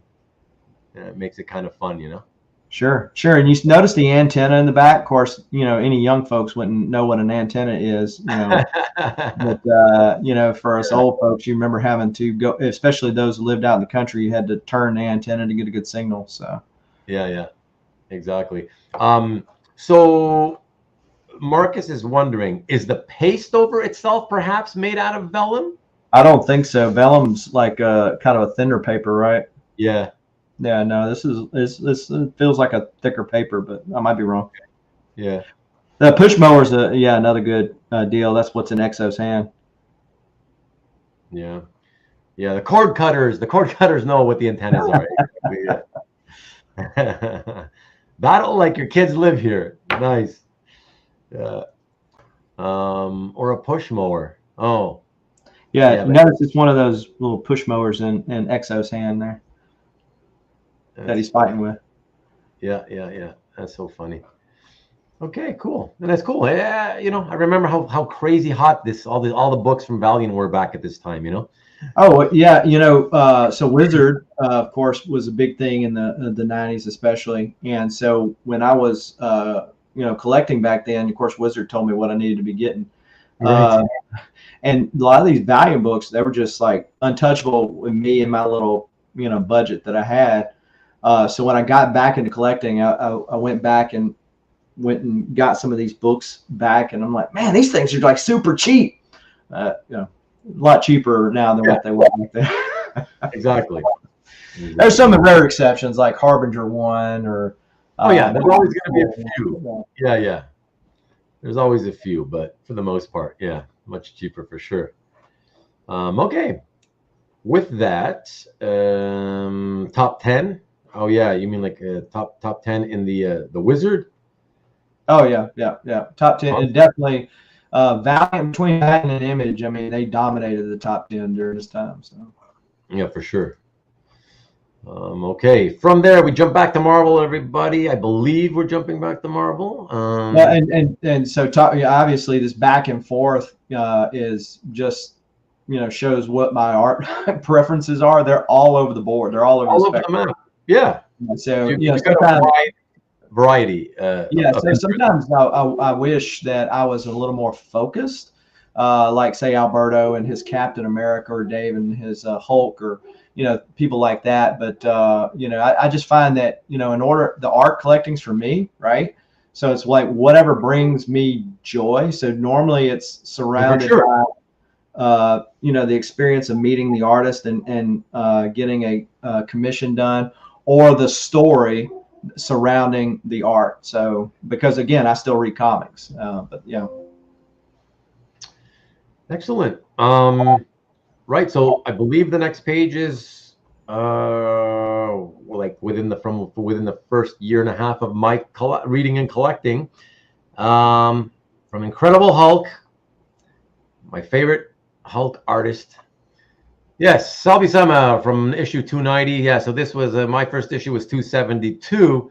So yeah, so 18. Exactly a year and a half into my reading and collecting by Salvi Sama and Carlos Garzón.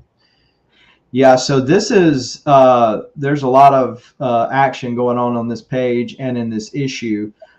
This book was the first Hulk book I ever owned. So, oh, really? Yeah. Cool. So this is one of those, like the Amazing Spider-Man I mentioned earlier, that hey, I want to get a page from, because this is the first appearance of Miss MODOK, the death of Abomination, as we actually see on this very page.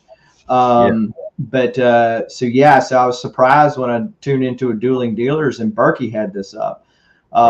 Actually, for whatever reason, I wasn't able to view the first part of the show, and so caught it on the recap.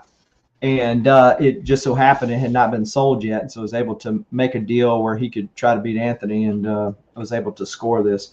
So yeah, I mean, this has a lot. Is Sal Buscema is one of my top 10 Hulk artists for me, and this being coming from the first issue of Hulk, having the death of the Abomination on the page itself, checked off a lot of blocks for me. Cool. Yeah, it's great. Not only that I like this era, art-wise and story-wise, but it also has the Abomination, and he was my favorite Hulk villain, so for me this was an especially fun page to see and point out from your gallery, so yeah, really this has a more of a special place in my heart. So yeah, Kavi loves every single panel. So yeah, very cool. Alberto says that he cried when MODOK died in Ant-Man 2. Now I don't believe you anymore, but okay. So that's very cool. Excellent. All right, so the next piece on the docket, we go to a little bit, maybe 12 years after that, mid-90s, with an at the time super hot new artist, Ian Churchill, inked by Scott Hanna, of course, 1995 from Cable 23 with Storm, super beautiful looking Storm too. Oh yeah, I mean, gorgeous rendition here, and so when Ian Churchill got to the Cable and started doing his Cable run, to me, and again, everybody's got their own opinion. Obviously, it's when you picked him up, when you read it, whatever. Maybe everybody's more of a Pouches guy with the Rob Liefelds, or later artist.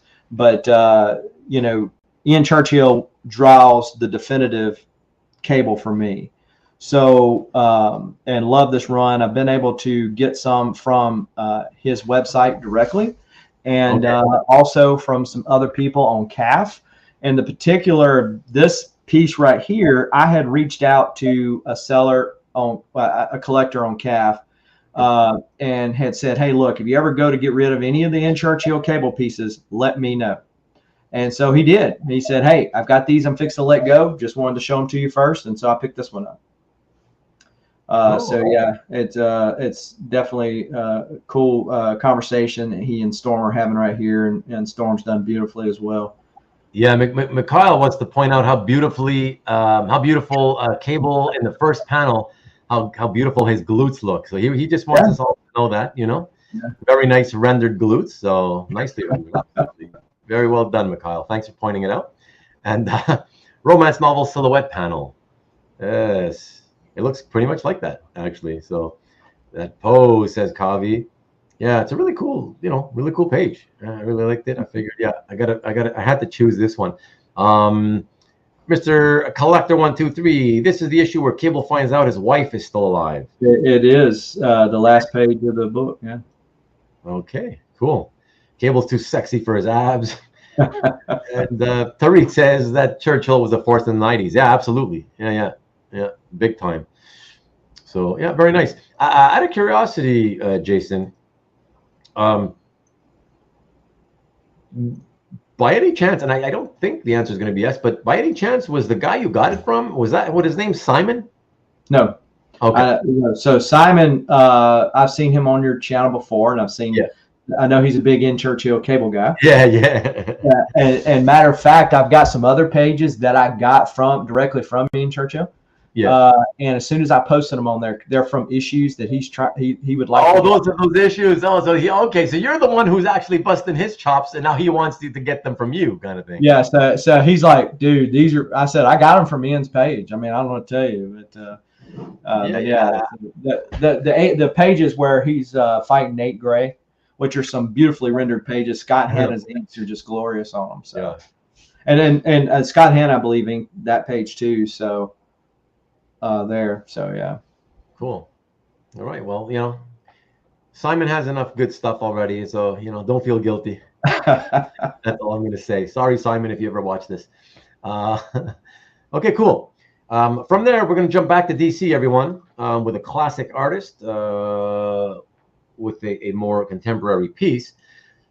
An illustration of Superman versus Batman by the legendary Neil Adams. I put 2022, everyone, only because we do not know when it was done. That's just the year that Jason posted it in his gallery, but we do not know exactly when it was drawn. But I guess we can probably say in recent years. Let's just say that.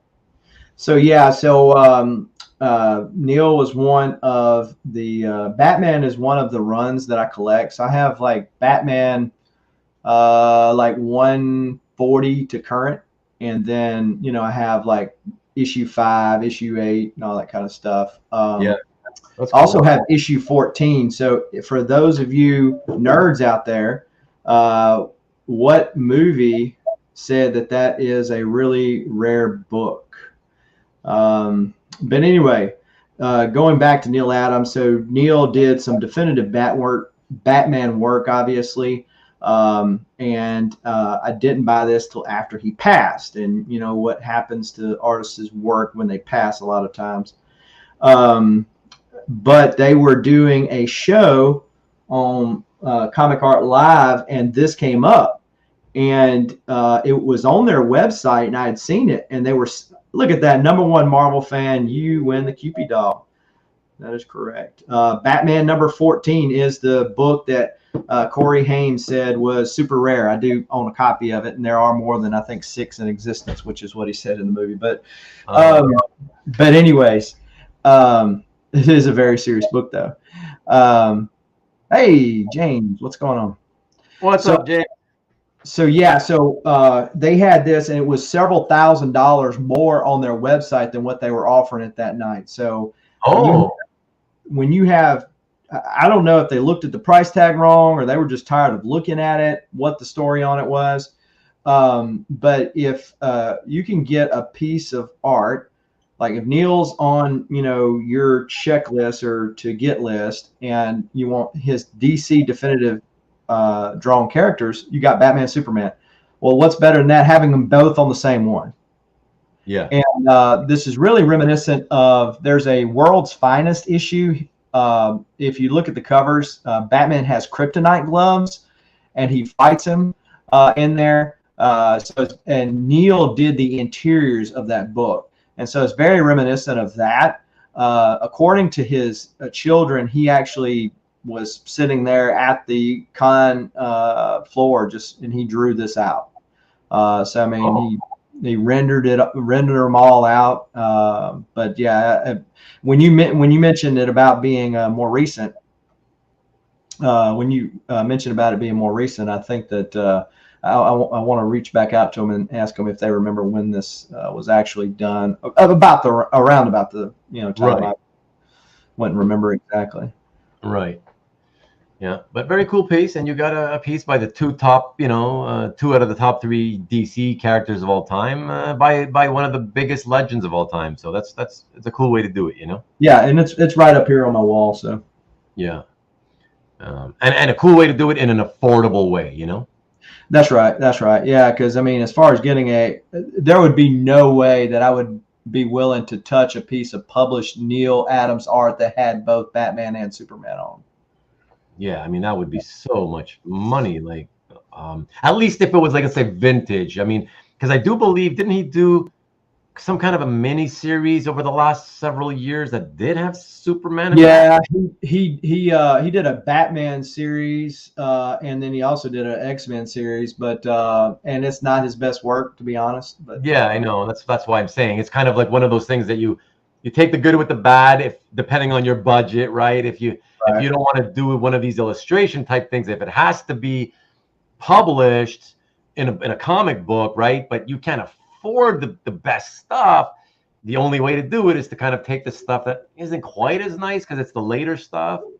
It's you balance, right? You got to do both, right? And when you have basically a full body of both those characters on a commission, I much rather do that than what I would, get a lackluster. Thanks, Marcus. He's reminding me Batman Odyssey. Yeah, that's it. Yeah, exactly. So there you go. But yeah, cool. That's a good way to have it, man. So good for you. Congrats on having that one. Okay, from there, only a few more pieces, everybody. For those of you who have to leave soon, or feeling like you have to leave soon, the next piece is back to Marvel, back to mutants, to an artist who some of these guys, including you, Jason, know more about than I do because I don't really follow closely with the new comics. But I know him simply from other people having posted art online, and every time I see it, I really like it. So his name is Joshua Cassara, and this is a piece from X-Force number 10, and it's got, for me, not only do I love Beast, but I love that original that Marvel Girl costume. It's one of my favorites of all time. Yeah. So overall, I'm not a big fan of what they refer to as the Krakoan era, but like Marcus said, you take the good, you take the bad, you take them both, and there you have the facts of life. But and one of the good things out of the Krakoan era was Jean returning to the classic Marvel Girl outfit, because I too like that. And this is so in the storyline, Beast is basically going to, if you remember the Age of Apocalypse, Dark Beast mentality. This is kind of where he's going in this storyline. So she's kind of like, no, you're fixing to stop and you're fixing to do things this way. And so she basically shows him who's boss on this page.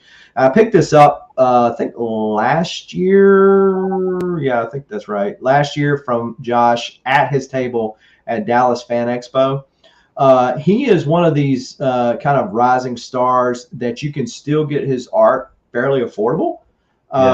Really nice guy, really easy to deal with.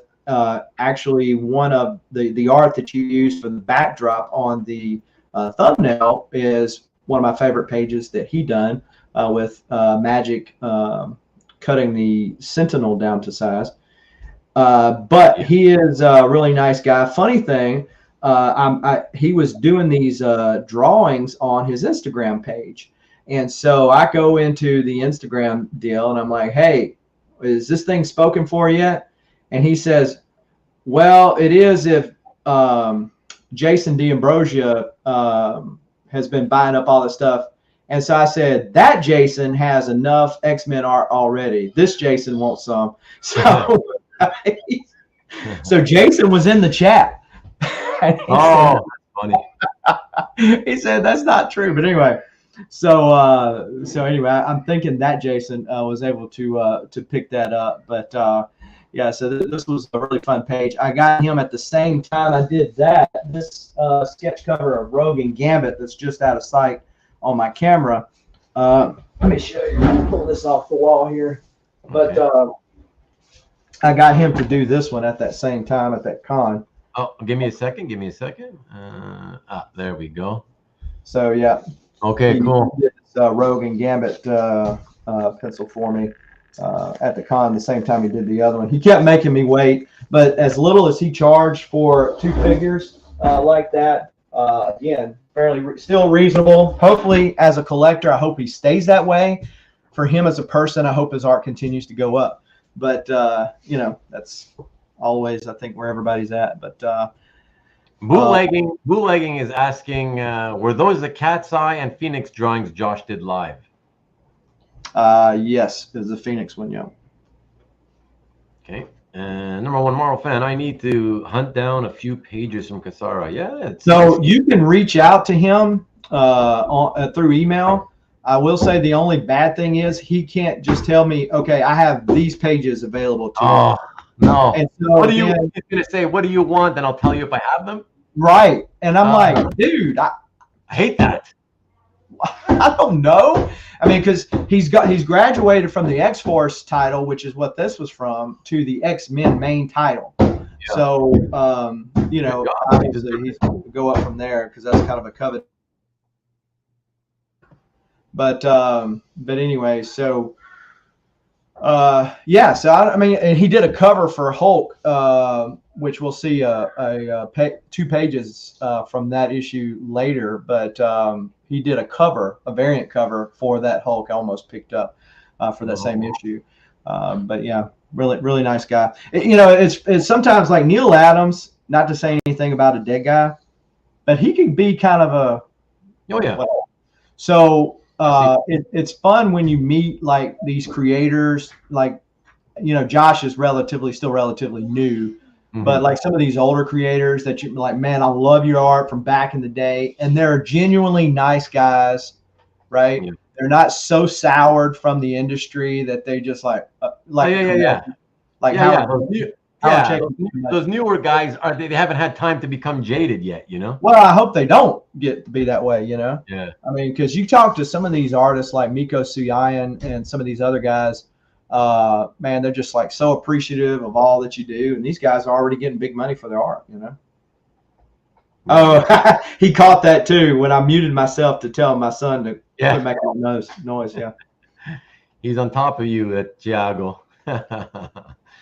And I just wanted to say about the page, because I mentioned Marvel Girl's costume. Karen, that's one of your favorite costumes too. That's what he said. So just wanted to put it out there. Yeah, so excellent. Yeah, no, beautiful page. And yeah, very happy to show that one. Yeah, he's kind of one of my favorite newer guys right now. So I really enjoy when more people keep posting his art, you know? Yeah. Yeah, really enjoyed it. So, okay.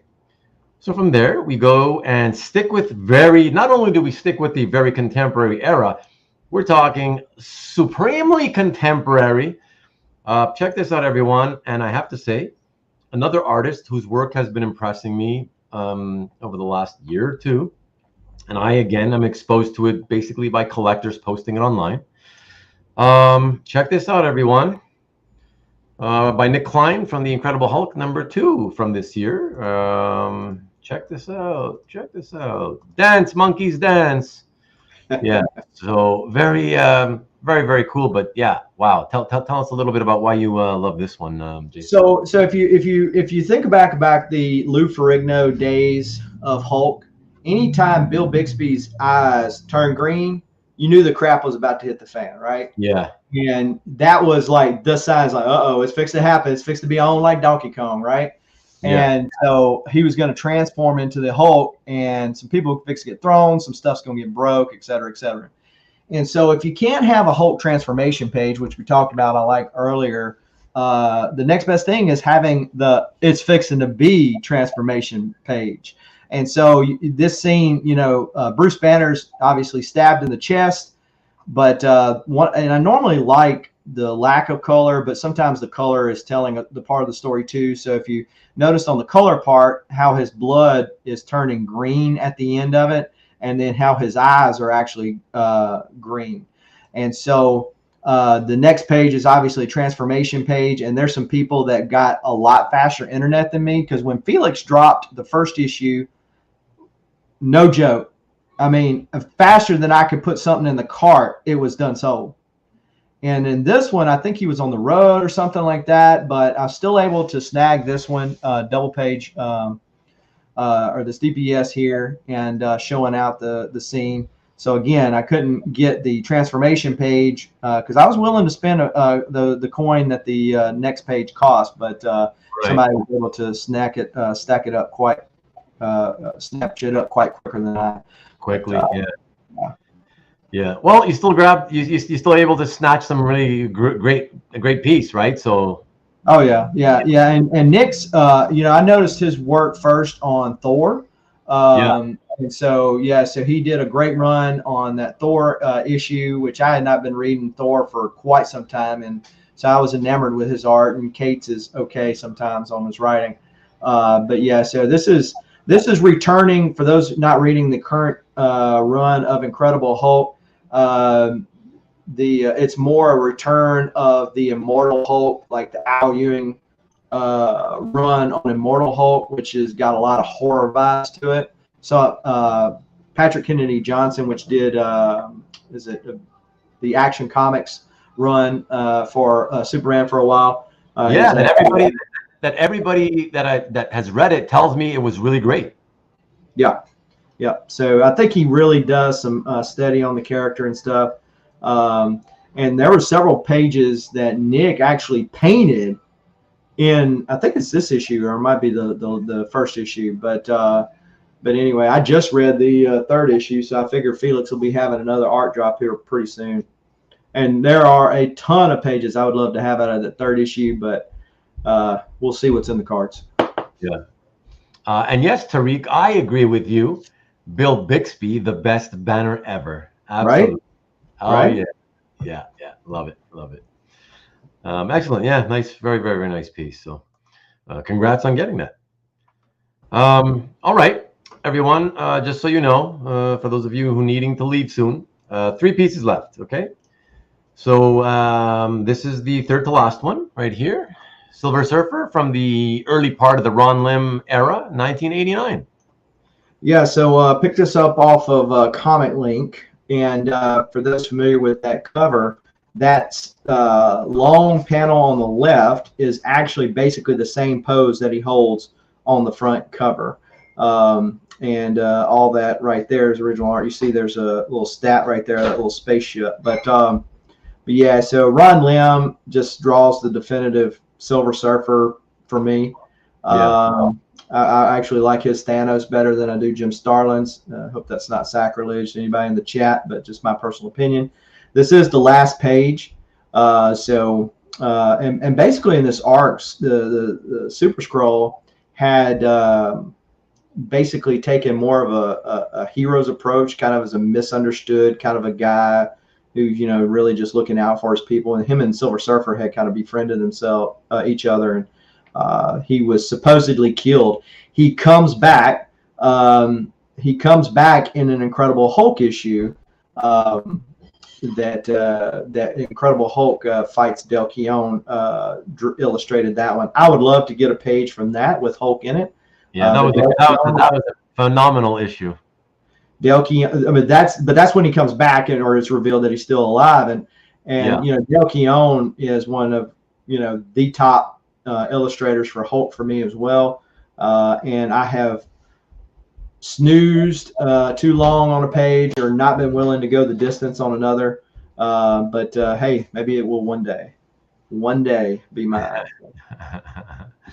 Yes, a lot of guys are digging this page too. I mean, what's not to like? If you're a Surfer fan, if you're a fan of art that has outer space like backgrounds, which I am certainly, and a lot of people typically are. I mean, it's got a lot of stuff to love on it, you know. And I by the way, also have always loved the Super Skrull. Always one of my favorite Marvel villains, just because it was just so cool to have a bad guy version of an entire team all rolled up into one, you know. Or yeah. And you know, number one Marvel fan mentioned that Rom's a real nice guy. Again, going back to an earlier comment about getting to meet creators, especially like from your youth, and they just like genuinely rather nice people. Ron Lim, same way. Really cool to have met him. And Mikhail is telling you he might be able to connect you to a buyer of a page that he sold from that Keon issue. Appreciate that, Mikhail. I had Wolvie fan had actually had a couple that I wanted to pick up. And you know how it goes, like some of those pages come up at like the worst opportunity, like you just bought a couple big pages, so you need to kind of lay off for a moment. And then that's when another one comes up. And you're like, no! Yeah. But, you know. Yeah. It happens to everybody, though. You know, that's the way it goes, right? So yeah, don't worry about it. Other stuff you want will be coming around the corner at any given moment. So yeah, for sure. Yeah, it's all the way, and that's how it always works for all of us. So, okay, excellent. So from there, we have a couple more pieces, everyone. Second to last piece is this really fun piece. Yeah, and I'd like to hear the background. Well, if there is any background, because I didn't ask you before the show, Jason, whether it was you who had actually commissioned it or not. But okay. Check this, everybody. Bart Sears, you know what he's kind of known for if you're a Bart Sears fan. It is not Exo Man of War, though. And it's not Justice League Europe. It is Calvin and Hobbes, baby. And no, it is not number 1, page 30. I just forgot to delete that off the So, yeah, Bart Sears, loved him on Exo and Turok, that, 2-issue crossover that they had. And then, of course, the first couple of issues of Turok when they launched him in his own series.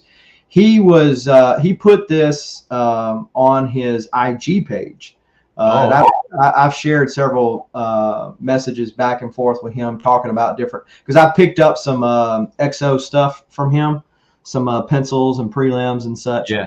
And he had this on his page, and I was always a huge fan of Calvin and Hobbes back in the day. As a matter of fact, I don't know if on my screen you can see the Calvin and Hobbes homages that I have, but yeah. So let me see. Can we see that now, or let's see? Can you make go bigger? Yeah, I'm gonna give you the screen because it's right over here. There we go.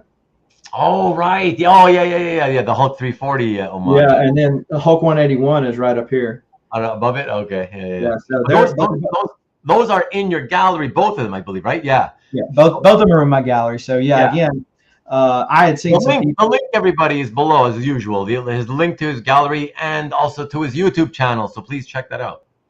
Yeah. So I had seen this artist here do several Calvin and Hobbes homages like that. So reached out to him. Real easy to work with, real reasonable on his prices, and got them framed. And it is sure cheaper than a Watterson. That is correct. But yeah, so I have, just me personally, a lot. Most of the time when I get an artist, when I commission an artist, it's for them to draw something that I've seen them draw before. Mm-hmm. And the reason it might not be the main character they're known for, but I've seen them draw it before, and I know they can handle it. Because some artists, they can draw anything, and to me, other artists, they're like, okay, they do women really well, men not so much. Right. And so I didn't commission him to do that, but I was glad it turned out well. That's the reason why I purchased it. But because I've cut back on that standard a little bit, and usually ends up leading to disappointment, because the artist, nothing against the artist, they obviously draw better than me, yada yada. But then I'm like, man, I just spent that money, and it was like crap. And at least in my eyes, the guy that paid for its eyes. So I try to stick with some proven concept, if you will. Yeah, makes total sense. So, but yeah, Bart Sears, best known for XO right here. I got an XO commission from him right there. very cool. All right. Yeah. So everyone, let us go to this next piece. And for this piece, as a reminder, because I know you guys, it's going to be the last piece. And for those of you, before you start dropping off and going to do whatever else you got to do, let me just quickly remind you, in case those of you who came in late who are at the top here at the top of the show, I just want you guys to know, in case you're wondering what next week's about. So it's another show and tell. But I'm continuing the series that I started a year ago. I did 3 consecutive episodes with our friend Hart about, it was called Back to the Past, where I did a show and tell of some random stuff that I used to have in my old dealer inventory. So I'm going to continue that, and I'm continuing that with our friend Jason Ladwig. Nothing against Hart, love Hart. Just wanted a little bit of a change of pace and switch it up a little bit. And so this will be the 4th romp through the dealer inventory. Like I said, the first 3, I believe, were show and tell episodes 4, 5, and 6. So yeah, so those were all I think consecutive weeks, and done. The last one was about a year ago or so. So I just figured I always intended to get through all the photocopies that I had made of some of that stuff that I had in my inventory back then. And yeah, next thing you know, an entire year went by, and I did not continue. So I finally wanted to get back to it, and here we are. So that's what we'll be going through next week. I haven't looked through those photocopies in a year, so I don't even remember what stuff will be in next week's show. No idea. But I'll be leaving off in from where we left off in episode 6, which was, I was putting them all in order by alphabetical last name of the artist. So there you go. Please come in and hang out and tune in and have some fun with us next week. So now I will, and I'll put that up to close out the show. But yes, Timothy, yes, Mr. I'm in Japan, and so the time zone is screwing you up. We are at the end, and yes, please do, please check it out. And the good thing is that you can get through it quicker by sort of fast forwarding through whatever parts you want to fast forward. All the crying parts, yeah. All the crying. There's going to be a lot of crying, or at least a lot of talk of crying. So you may want to kind of tune in until you kind of get to that and see what we're talking about. But thank you for coming in, though. Yeah, so the last piece, kind of interesting, everyone. I wanted to let you guys know before I show it. Thank you. There's one last piece, though, Kavi. I don't know why. Oh, Marc is crying. Yeah. I want you all to know. You guys know that I usually try to end the show and tells with kind of like, ooh, the surprise piece, right? The one that everybody would probably like the most or whatever. I didn't do that here. I just decided that this was a cool looking piece. And I thought at the same time, what was interesting is that I'd never heard of the artist before. I don't know who this guy is. I know nothing about him. I don't even know if Jason knows anything about him. So I guess we'll find out in a moment after we look at it. And he tells us what he may or may not know about this artist and the piece itself. But it was really cool and a lot of fun. And I just wanted to absolutely show it. Let's make it to 11 p.m. for a cool 3 hours. I'm glad you're enjoying it, but no, we are closing it out. But I'm glad you're enjoying it. And Carlos collects comics, Southern Comic Geek. I guess what's going on, Carlos? Yeah, Carlos is probably just getting here because he's usually late for everything. But appreciate you showing up, Carlos. Hit the rewind if you hadn't already seen it. Yeah. There you go. All right, guys, let's check that out. So yeah, it is a specialty piece, consignment, if you will. It's not a published piece as far as I know, right, Jason? Okay. And hold on. And here we go. Galactic is Herald's commission, I'm assuming, by Rudy Nerdiawan. Yeah, so this is one of those watching art shows lead to bad habits. So so I was watching, and they had showed Rudy's work. And so I went to Rudy's Instagram and just started going through his stuff. And I'm like, man, this guy's just doing killer work.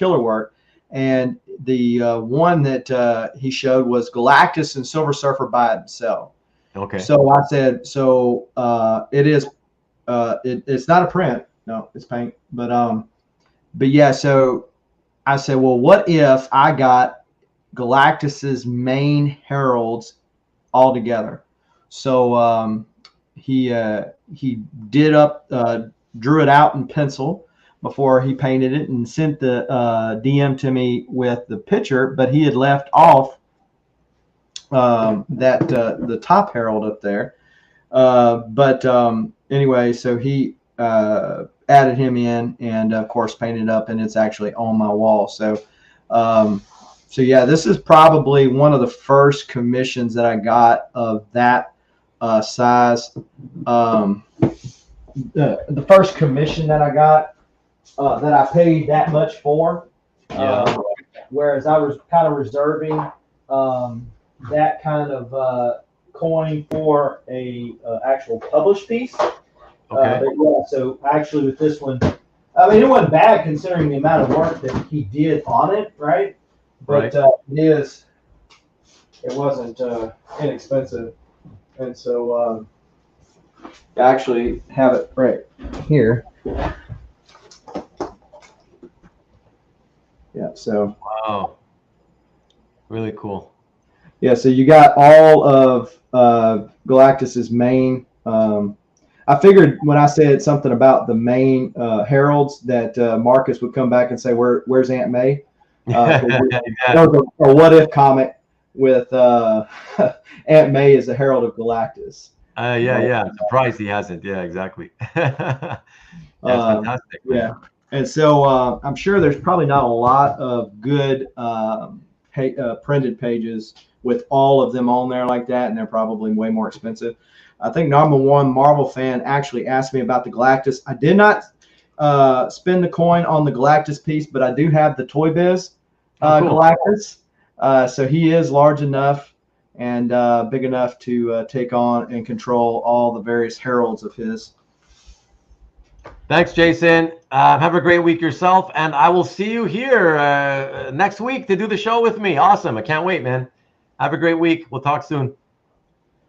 But yeah, I've seen them available since then. Yeah, it's the Build-A-Figure from back in the day. But yeah, the Rudy piece was great. So. Yeah, I don't know about Norm influences, but I guess if you see that, then I guess it's potentially so, Timothy. Yeah, it's either way, whatever it is. It's so really interesting. I wonder if the chat can actually name all of the heralds on here, because obviously Silver Surfer, pretty common. Even Nova for those. Well, Fire Lord. The guy on top of Fire Lord is like Gorge or Jorg or Gorg or something, right? Morg of the jungle. Morg. Yeah. And then, oh gosh, I used to know the guy right behind. Yeah, him. If I had enough time, it would come to me. It's just. Okay. I do know who it is. It's not coming to me. Yeah, they mentioned Terrax. Of course, we got Terrax the most. Terrax, of course, yeah. He gets probably beaten down the most of any of Galactus's heralds. But yeah, I have to say, I'm not familiar. I've never even seen that character at the top, and on top of Terrax. Yes, Stardust. So this is the newer one of all these right here. This is the newer one. This is the one that he forgot. Okay. And so luckily he caught it in the pencil piece and was able to add him up there. But this is Airwalker, Gabriel, the Airwalker. That's it. Yes. So remember he comes out like the Archangel Gabriel, and the end is coming. The end is coming. Yes. And it's been revealed later on that he's an android. That's right. Yeah. Oh no, it's just a really great piece. I mean, like I said, it's always exciting to find, for me, when I find pieces that impress me, and I look at I try to look at who's the artist, and I'm like, what? I've never heard of this person. Who is this? Like, you know, how could you be unknown if you do that, you know, stuff on that level, right? Yeah, and I don't know if he's published or not, but he's got a bunch of stuff available, or not available, but that people have picked up from him on CAF. There's a, like I mentioned, Galactus and Silver Surfer. That's where I got the idea of doing one with all of them on there. But he did a great Fantastic Four thing from the Fantastic Four on there. Harold Ford. Yeah, there you go. Harold Baines, switch hitter. Chicago White Sox. Wow, what a blast from the past. Yeah, they're naming all the Heralds they know. Yes, exactly. Scott can only name 3 of them, but there you go. Okay. That's funny. But no, that's awesome. Yeah, everybody, that brings us to the end of the show and tell, and I hope you liked it. I thought that was really a lot of fun. I've been looking forward to having Jason on for quite a bit of time. And yeah, how did it go for you? I mean, given that, you know, Jason, you have your own channel already, and so it's not like being on YouTube. It's new to you, right? Right. But, yeah. Did you? No, I mean, it's always fun being able to talk art, you know, and the stuff that you pick up, the stuff that you collect. You know, back in the day of, and I'm sure most everybody else was this way as well, that back in the day when we collected comics, nerdom, as it were, was not very cool. So it was kind of one of those hush-hush things. And so when you finally found somebody around your school that read comic books too, you know, it was really nice to be able to talk about the characters that you knew and loved. So similarly with the art, you know, and kind of the art takes to a new, more niche level. But it's so using YouTube and other like technologies to be able to connect with people. I like meeting them at shows and stuff. I met a couple of people, run into them at shows, and it's always nice to be able to stop and take a look at them. Do I have any Turok 1? So for those of you who do not know, again, I collect comics still. And Turok 1 is one of my, what I call guilty pleasure books. So it's the chromium book. It's got the chromium cover, great, you know, shot. Again, Bart Sears on that. I have 205 copies of Turok 1, I believe, because I could get them relatively inexpensively, and I just pick them up. I rescue them from dollar bins across the United States when I go with work and whatnot. So I would love to. There are a couple of Turok 1 pages that are on CAF, and I have the person always puts offers on everything, and I reached out to them, but they didn't bother to reach back out to me. So you know, it's just one of those things. So hey, I would love to. I almost snagged one, and it got sniped out from me on Comic Link a while back. It was not from Turok 1, but it was XO Bart Sears, great, huge splash page. And it got sniped out at the last minute. So you win some, you lose some, right? That's right. That's right. Well, what sucks is when it's like an internet issue. Oh yeah, well yeah, obviously. Yeah. Then it's your fault.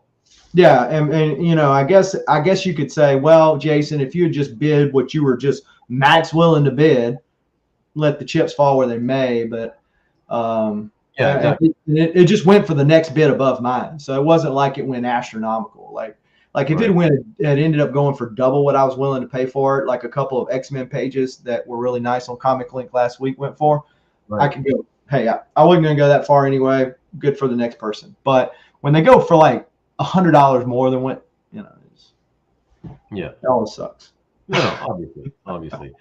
James wants to know, did you beat the Turok and Nintendo 64 game? Yes, and I still have that game in my other room in there. So, yeah, I've got that. Yeah, that's a lot of people. That's what they remember Turok the most from. And if you think about it, Acclaim. Really? Well, if you think about Acclaim, they were ahead of their time because they bought Valiant with the idea of mining that IP, those characters. Oh, for the video games. Oh. Right? And so the problem that they run into was like bad timing because they were going towards the comic bust. Really? debt was getting too high, unsustainable. But yeah, so they had done the Turok game, and it was a hit. They actually done several of them, and they did a Shadow Man game. For those of you who might remember that. But yeah, that was the whole reason they rebooted the Valiant universe, because they wanted to change the origins of all those characters so that they were more sellable in a video game format. Yeah, that makes sense, obviously, you know. But I don't know. I guess I wasn't a gamer, other than in my youth, like in the early '80s with Atari 2600 a bit, you know.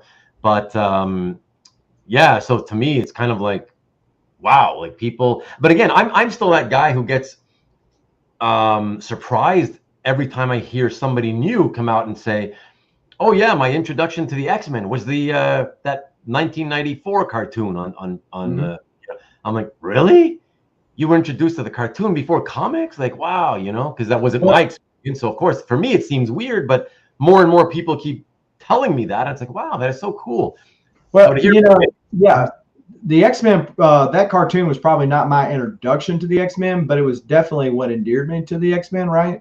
And so I think that a lot of people, you could really tell when they started getting into the hobby and into collecting by saying, okay, who are your favorite X-Men? Well, like, what's your top tier X-Men team? And if they basically mention all the ones from the 97 show, you know they came from the cartoon, right? Versus the John Byrne era, they're not gonna mention Rogue or Gambit. You know, they're gonna mention like Kitty Pryde and some of these other ones, if they came there. And Turok's was Son of Stone. That's right, because Jim Shooter had the rights to Solar, Turok, and Magnus, and that's what they built the original Valiant universe on. And so yeah, I do have a copy of the first appearance of Turok, which is Dale 4-color. I forget the issue number. Scott probably remembers, but so yeah, I do have the first appearance of Matt. So although I collect Valiant, I also collect the gold key characters comics associated with the Valiant characters. Basically, I call it Valiant Cousins, but because I collect the gold key Defiant and Broadway, and now Bad Idea, which are basically spin-offs of people related to that. But anyway. Excellent. Number one Marvel fan trying to get me to get to the 3-hour mark, but no, we're finishing it up here. Unless there's any other proper questions, not questions to stretch this out to the 3 hours. So Timothy says, "Hey, my introduction to Aquaman, Teen Titans, Batman, the FF, and a bunch of others was Saturday morning cartoons." Yeah, I mean, it makes sense, Timothy. I guess probably me too. Because I remember as a kid in the 70s watching the Super Friends, you know, so I guess but I did have a stack of comics in the house when I was like 5 years old. Because I remember my family, we went to Spain for the summer and I took the comics with me and I forgot them there. So we had comics, but I wasn't really bitten by the comics bug. But I guess the Super Friends I think it started in 74. So it is very possible that even I was introduced to superheroes through cartoons before comics. It's very possible. So, but yeah, but I guess it's just, this is a little bit of a different thing where it's video games, not cartoons, you know, it's a video game. And then you find out that, oh, I didn't know this was a comic. Like, that's pretty cool. I don't know. It just sounds well. Yeah, and you know, Disney and all them, you know, they do a much bigger and better job, I guess, now than what those companies did back then. But in mining that IP, but you know, had the artists that like Jack Kirby and them known what was like conceptually out there. That is your feeling on monoprints, okay? Monoprints making money. That's my feeling on Marcus's question. Hey, so talking about monoprints, I actually own 2 of them. So yeah, Nightwing, I think it was 50 or maybe 100 just came out, and it was told or written or drawn rather from the point of view of first person. So like you're looking at the eyes of Nightwing. And I really like the way the artist and had Nightwing and Barbara Gordon's chemistry back and forth. And so I actually broke down and bought 2 monoprints from him. I don't know how I feel about it past that. I certainly don't want to pay, because I've seen several monoprints, like even like Mike Deodato's monoprints, you know, because he draws digitally now. And so like they've released a lot of artist proofs for his stuff. And, you know, it's nice, but it's like, but you're going to pay that price for it? I don't know. It's a poster, for crying out loud. Give it to me for $25. I'll take it, you know? And don't make it one of one. Since it's not original, don't make it one of one. Just print however many you feel like printing, and I'll take one for $20 or whatever, you know? But well, I mean, what aside from somebody's honor, I mean, what is to keep the artist from ever saying, yeah, and I know I told him I wasn't going to print it one time. That's believe me, we've talked about this topic on my show many times. That's what I keep saying. That's one of the big things. Is there's nothing to protect you in the future at some point from having that happen. So yeah. Now I don't particularly care to ask you this, but I will anyways. Marcus wants to know: would you ever ink over fading blue lines? Fading blue lines? What? So I bought a cover recently from an inker. The penciler only pencils digitally, right? But the inker prints out the blue lines, right, and inks it. So because of a time, I've had mono, by the way. Sorry. Because of a time crunch, he didn't finish inking it. So the blue lines are there. You can see this on the cover. And so the colorist actually finished coloring it for the comic. So I told him, I said, well, if you want to sell that to me, you're going to have to finish inking it. So the inks on the original inks that are out there, because there's no pencils, the inks are actually different than what's actually on the comic, because he actually finished inking it as opposed to the colorist inking it. But. Right, yeah, exactly. Okay, Tiago, yeah, artist. Excuse me. Artist proofs are glorified prints. Well, then that's, believe me, Tiago, that's been said here many times by many people on this channel as well. So. Yeah, it's for most people, that's kind of the view of that stuff. So, but you know, few people, they're happy enough to buy it. So it is what it is. And in fact, actually, I believe my guest 2 weeks from now, Adam, I don't know if Adam's here, but I believe Adam Law, if you're here, confirm it, please, or not, Adam. He has a bunch. I think I saw a bunch in his gallery. I think it was his gallery. So some people are willing to buy it, you know, but of course most don't, I believe, right? Thanks, Rick. I appreciate it. Yeah. So, but whatever, it is what it is, and well, and, you know, it's really whatever floats whoever's boat, right? It's their money. Yeah. I mean, you know, one person can only offer, you know, and because I know I've heard some people say, hey, I'm not going to do a commission. And with good reason, because thanks, Brian.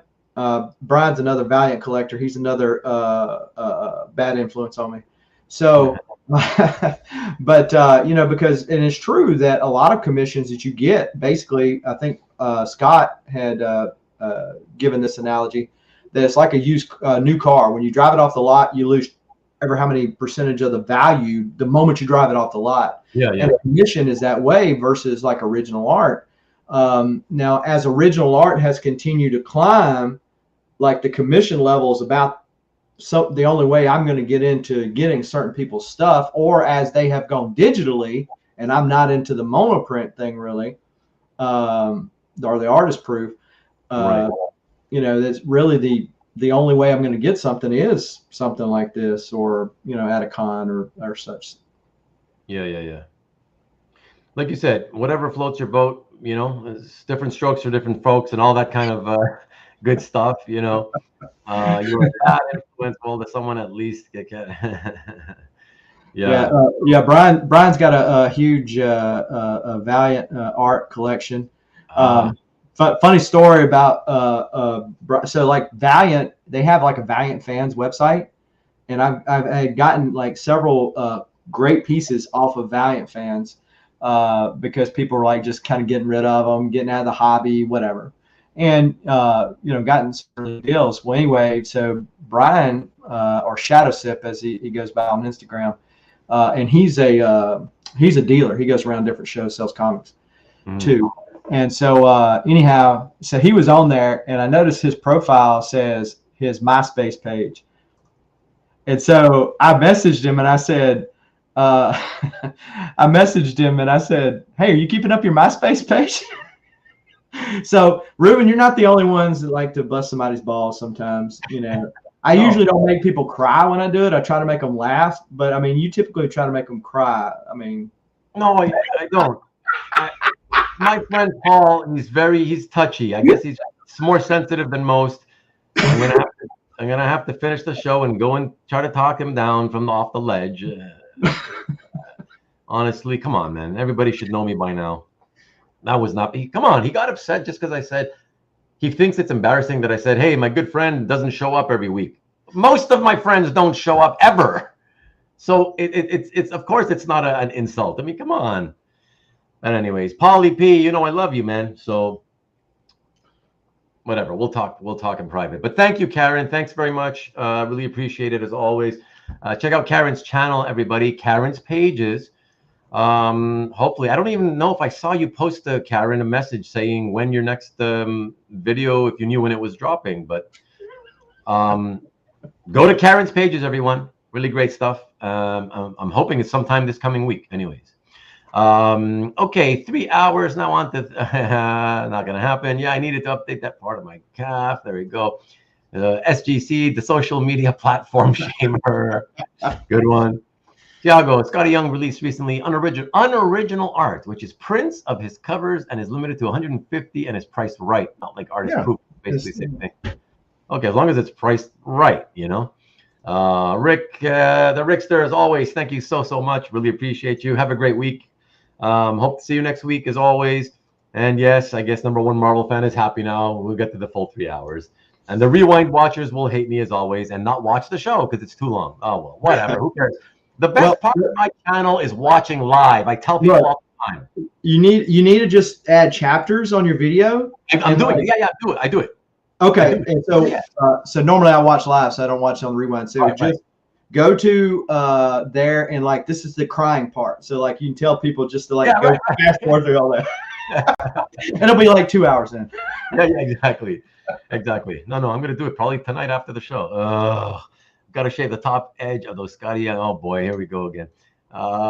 Tiago, great show. I'm always down to see Jason's original art. Well, there you go. Thank you for supporting your man. That's awesome, man. I appreciate it. Thank you so much. All the way from Brazil. Very, very cool. So obrigado as always. And again to you, Jason. Thank you so much, man. I really had a lot of fun. I hope it was fun for you as well. And yeah, man. I can't say thank you enough because, like I say, I'm just happy to show other people's art and get to know them a little bit and expose them and their collections to other collectors. At least to those of us who are a little bit more social, because most in this hobby, especially original art, the number of people in the hobby who want to be social online, it's a tiny little percentage of the actual number of collectors that there are, right? And yeah, so at least those of us who are interested in being social might as well sort of get to know each other and, like you say, cross-pollinate a little bit. Yeah, I get some of that, people not wanting what know it, but to me, like half the fun of like the hobby as far as like comics, you can go get, any comic you want, price not being an issue. Same thing with art. But half of the story is the hunt, right?